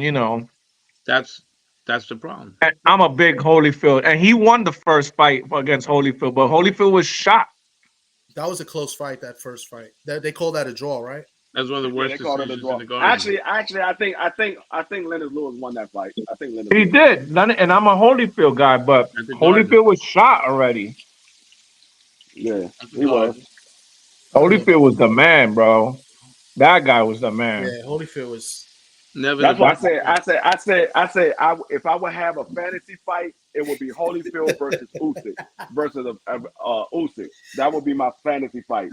2 undisputed cruiserweight champions that moved up, became heavyweight champions. I think Holyfield beat the snot out of Usyk. Huh? Who is this guy? You spoke to Mr. Shelton before. Stop your shit. You spoke to him when you was in my house, and we was here. Yeah. From Mississippi. Oh, the guy that swore up and down. He's a 49er fan. He's a 49er fan. He's from Mississippi. The guy that swore. You guys were like best friends that day. Huh? The guy that swore that Errol Spence would be competitive. No, that's not. You was talking to somebody else. Oh, another boy. Yeah. No, but you spoke. I know he's talking about. He's talking about. Mike's drugs hit harder though. You talking about? Sock be disrespecting Spence. Yo, he's not disrespectful. He be disrespectful to everybody, even to me, to you. Like Spence Spence got washed up and Sock called it, but Spence is not a bum. It's just that Bud is just a lot better. He'll never win a big fight again. He's cooked. No, I think he can win. Not that level, but I think he can win another big fight. I wouldn't say that. Maybe he'll knock out Jack Daniels, but that's it. I wouldn't say that. He doesn't even live that lifestyle anymore. Oh no. Yeah, Sock doesn't like Spence at all. I don't care what lifestyle he lives, because that wasn't a reason that he won or lost in the ring. So I could care less what lifestyle he lives. That it doesn't affect him in the ring. That's all that matters. So who's Bud gonna fight next? He's I fighting think Spence. They I think fighting they're at. gonna They have the fighting. rematch. They having a rematch at 154. I think Oh that's yeah, they're moving up. That's They another having a beat. rematch. That's another beating. I mean, it might be. It might be. Don't know. He's cooked. Might be. Nah, I think it's another beating. It might be. I ain't saying it's not. I'm not gonna say that it is. It might be. I mean, this is boxing.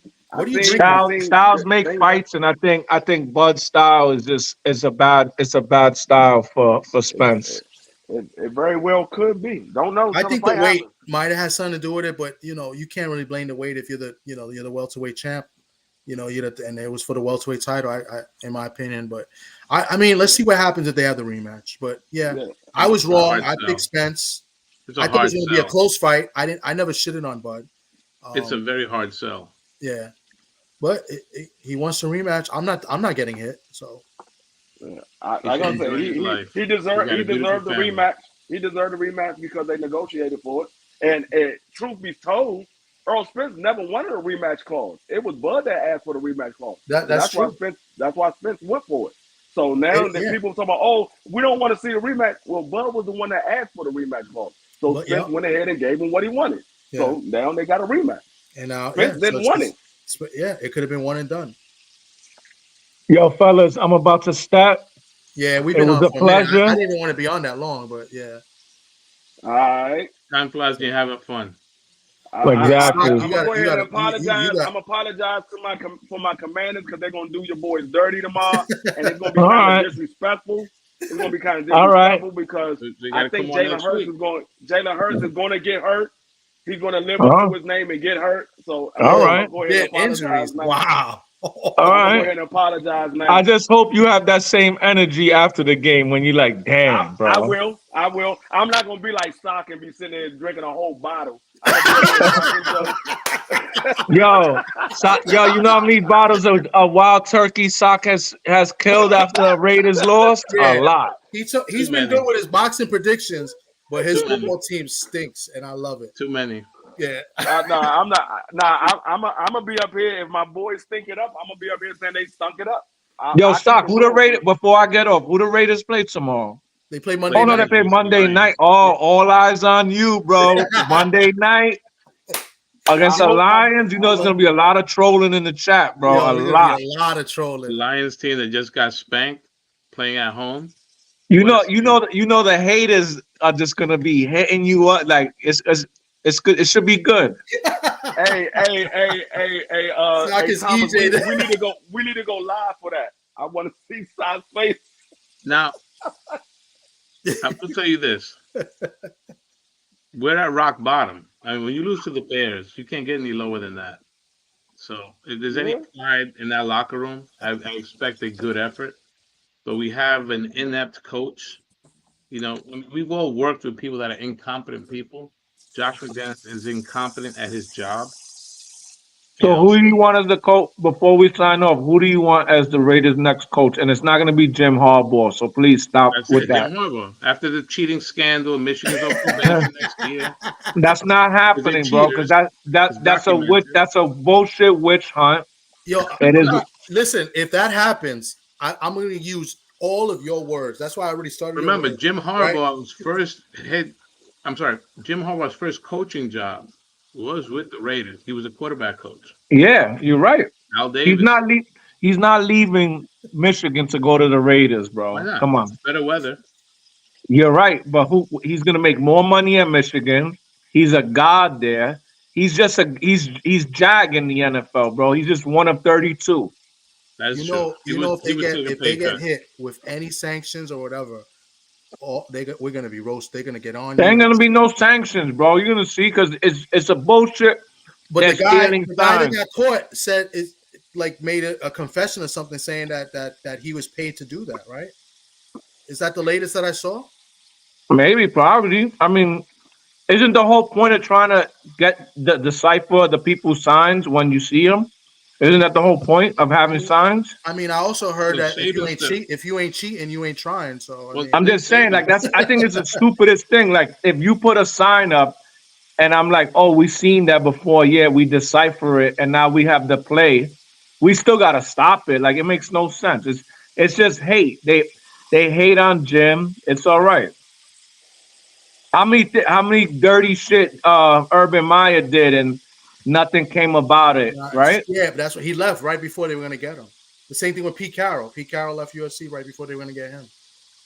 So, but that was the old NCAA. You know, Jim Harbaugh is big on college transfers and the NIL. He was for the players getting. NCAA doesn't like that. Yeah, and that's why they're going after him. Yeah, and that's why eventually they're going to go after Dion the same thing, because Dion takes advantage of that, and with the portal and all that, they're not, all of that. That's why that team is going to be good in like a couple years. They're going to be a top 5 team. They're gonna play Notre Dame and smoke you guys, and we're gonna troll you in the chat. It's crazy because that ain't happening. That ain't happening. But Colorado should be in like 3 years or maybe 2 years, because I count this as one in like 2 years. Oh, I'm the only non-Notre Dame fan on the thread right now. Well, you know what happened the last time we played you guys, right, Tom? Yeah, I was there, Dick. Yeah, and I'm glad you were there. It could have happened to a better guy. In the rain, that was the worst game I've ever been to. Who's your squad? Who's your college squad? Michigan, bro. Oh, they sorry as hell. Yeah. Yo, I was there the last time we played, and it was pouring rain, and I had to. It was a nice stadium. It was a good experience, but I had to sit through that shit. We got Michigan gonna lose next week. I hope. So who? Whoever they play, it don't matter. They always find a way to lose. Pedophile State, right? Not the last 2 years. The last 2 years. The last 2 years. Way to lose. The last 2 years we lost in the college playoffs. So I don't think your prediction is correct. Penn State is pedophile state. Hey, what you say? You lost in the college playoffs, so that means not only did you not make it to the national championship, but you lost in the bowl game. So you lost twice. You're right. And where was Notre Dame at? Winning their bowl game. Winning the cupcake bowl, winning the fucking. It don't matter. We got a bowl win. Y'all got a bowl loss. You, bro. It was a bullshit. It wasn't even a January 1st bowl. It was some bullshit bowl that it couldn't even sell out. Stop happening right now. It doesn't matter. We got more bowl wins than your team got. Sock, you like Prime, right? You like Coach Prime? I fucks with Prime. Okay. Don't worry. We're gonna take care of Ohio State, son. Y'all couldn't do, all right? No, y'all gonna get blown out against Ohio State, which we didn't.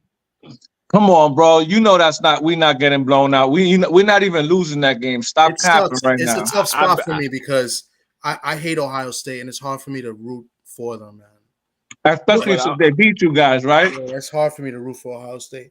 You know, Sock's a hater. He's going to try to be like, yo, I'm going for Michigan. And then he's going to try to turn the tables. I don't have no problem with Michigan. I don't hate Michigan. I have a problem with you. So, when the last time y'all beat Ohio State? Last year. The last 2 years. Yeah. They smoked them, right? The last 2 years.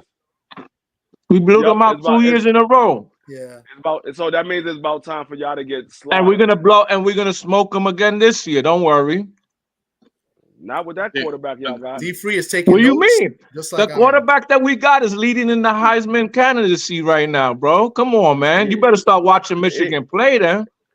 I don't need to watch Michigan play because they do the same thing every year. They get your hopes up and then y'all go back and be crying. They're showing Cooley. They're showing. They do it every year on BT too. So they do it every year. On that. Yo, what's good, Joe Townsend? Yo, later, bro. You out, Brett? Yo, yeah, I'm out. Next week, be on Friday or Saturday. Come through. We do football on Tuesdays. If you want to do that, we could do that too. So, all right, let me know. All right, bro. Thanks for coming through. Fuck Michigan. Later, no doubt. All right. Peace. Go Birds.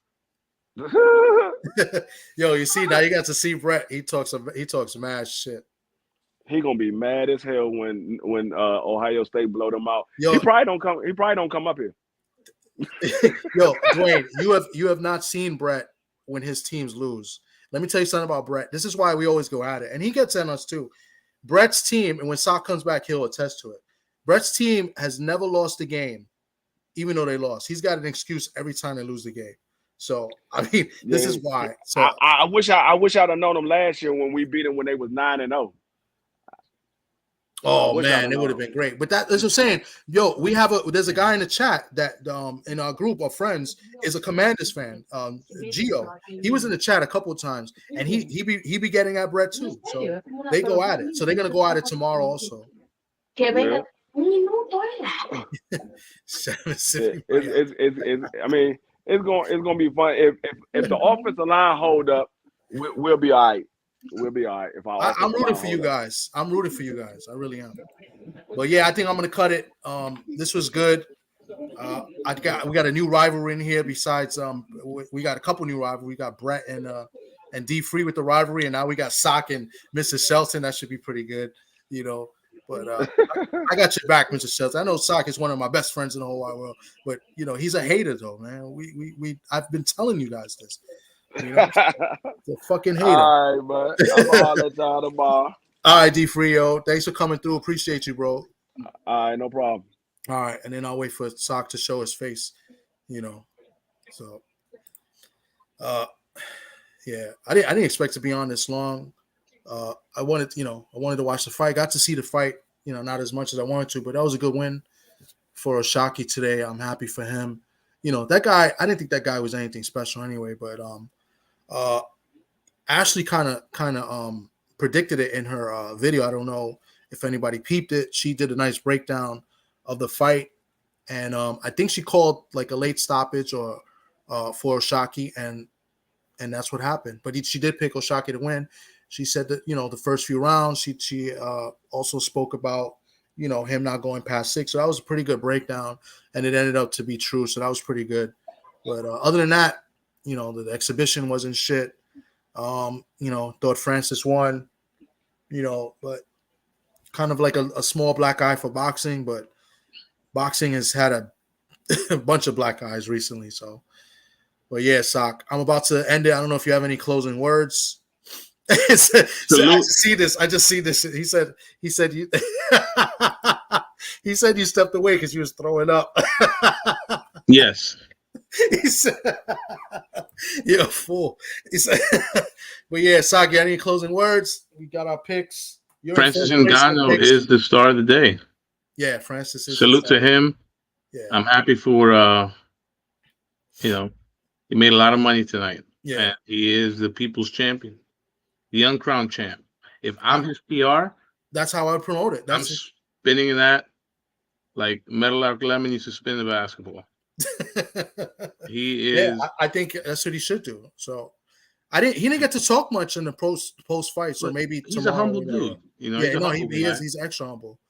Humble guy. But yeah, that's how they should definitely spin it that way. People's champ, the uncrowned champion. He should definitely go for it, and he'll get another big fight. No. I would not fight another fight. I would put him on ice until Usyk and Fury happens. Yeah, and fight the winner, right? There you go. You think Usyk would get in the ring with him? Why not? I mean, he's a way bigger dude than fucking. Oh, I mean, he's way bigger than Usyk. Assuming Usyk and Usyk gets past Tyson Fury, right. You know. So, you know, sometimes the less you see of somebody, the more you can market them a certain way, right? I think I would pick Usyk in that fight though against Fury. I think I would pick Usyk over Fury in that fight. Sometimes, you know, we have what's it called, recency bias. Usyk didn't look great his last time out. No, he didn't. Against a guy like Dubois, who's not considered, you know, an elite guy. Yeah. And people think he caught a break with that low blow. You know, I don't think it's that big of a deal. You know, I thought that he milked the rule.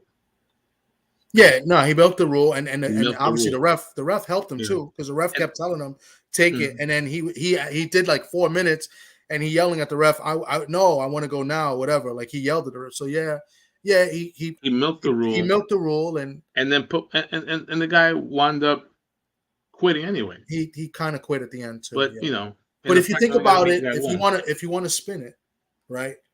Both heavyweight champions right now in boxing technically could have had a loss each. The last fight, right? Right. They technically both could be coming off a loss fighting each other.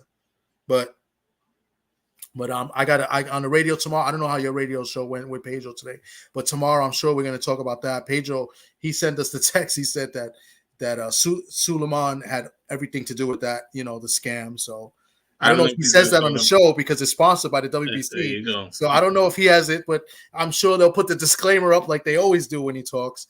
But I'm gonna, if I get a chance to speak about it, I'm gonna mention and I'm gonna state I think Suleiman needs to strip Fury of the title. That's what I'm gonna say on the show because he hasn't defended the title. So why should he be champ?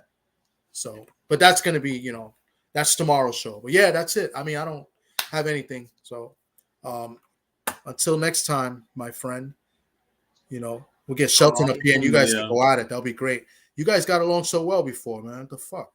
You know what that guy is. Like Connor said, who's this fucking guy? Right? It's Fuking. It's Fuking. Fuking. Yeah, you're shaky. I didn't think that they had Alps. Huh? I didn't think they had Alps in Saudi Arabia. What's that, Alps? Alps, because Connor looked like he was skiing today. Oh my God. He's on that cocaine. Connor looked. Yeah. Connor was on one. Woo! The Alps. I'm just telling him. Hope he comes back. All right, man. That's it. Let me give my last. Thank you for coming through, Mr. Shelton. Yo, that was great. Thanks for coming through, having my back, because I got to deal with this guy more times than you know. I appreciate you, Mr. Shelton. You was the first one in here. You always showing support.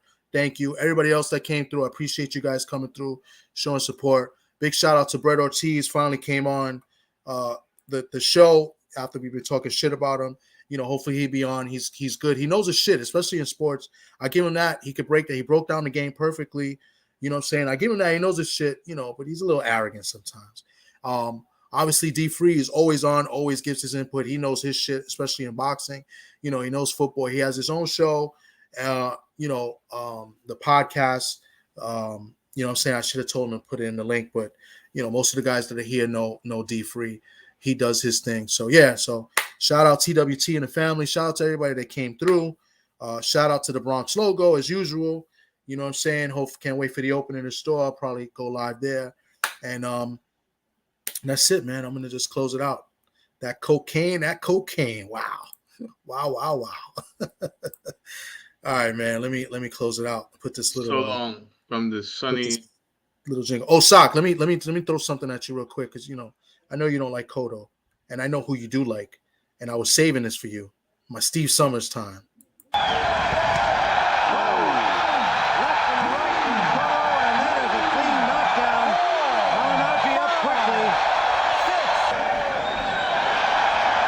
Finding openings with his combinations and batters to the body.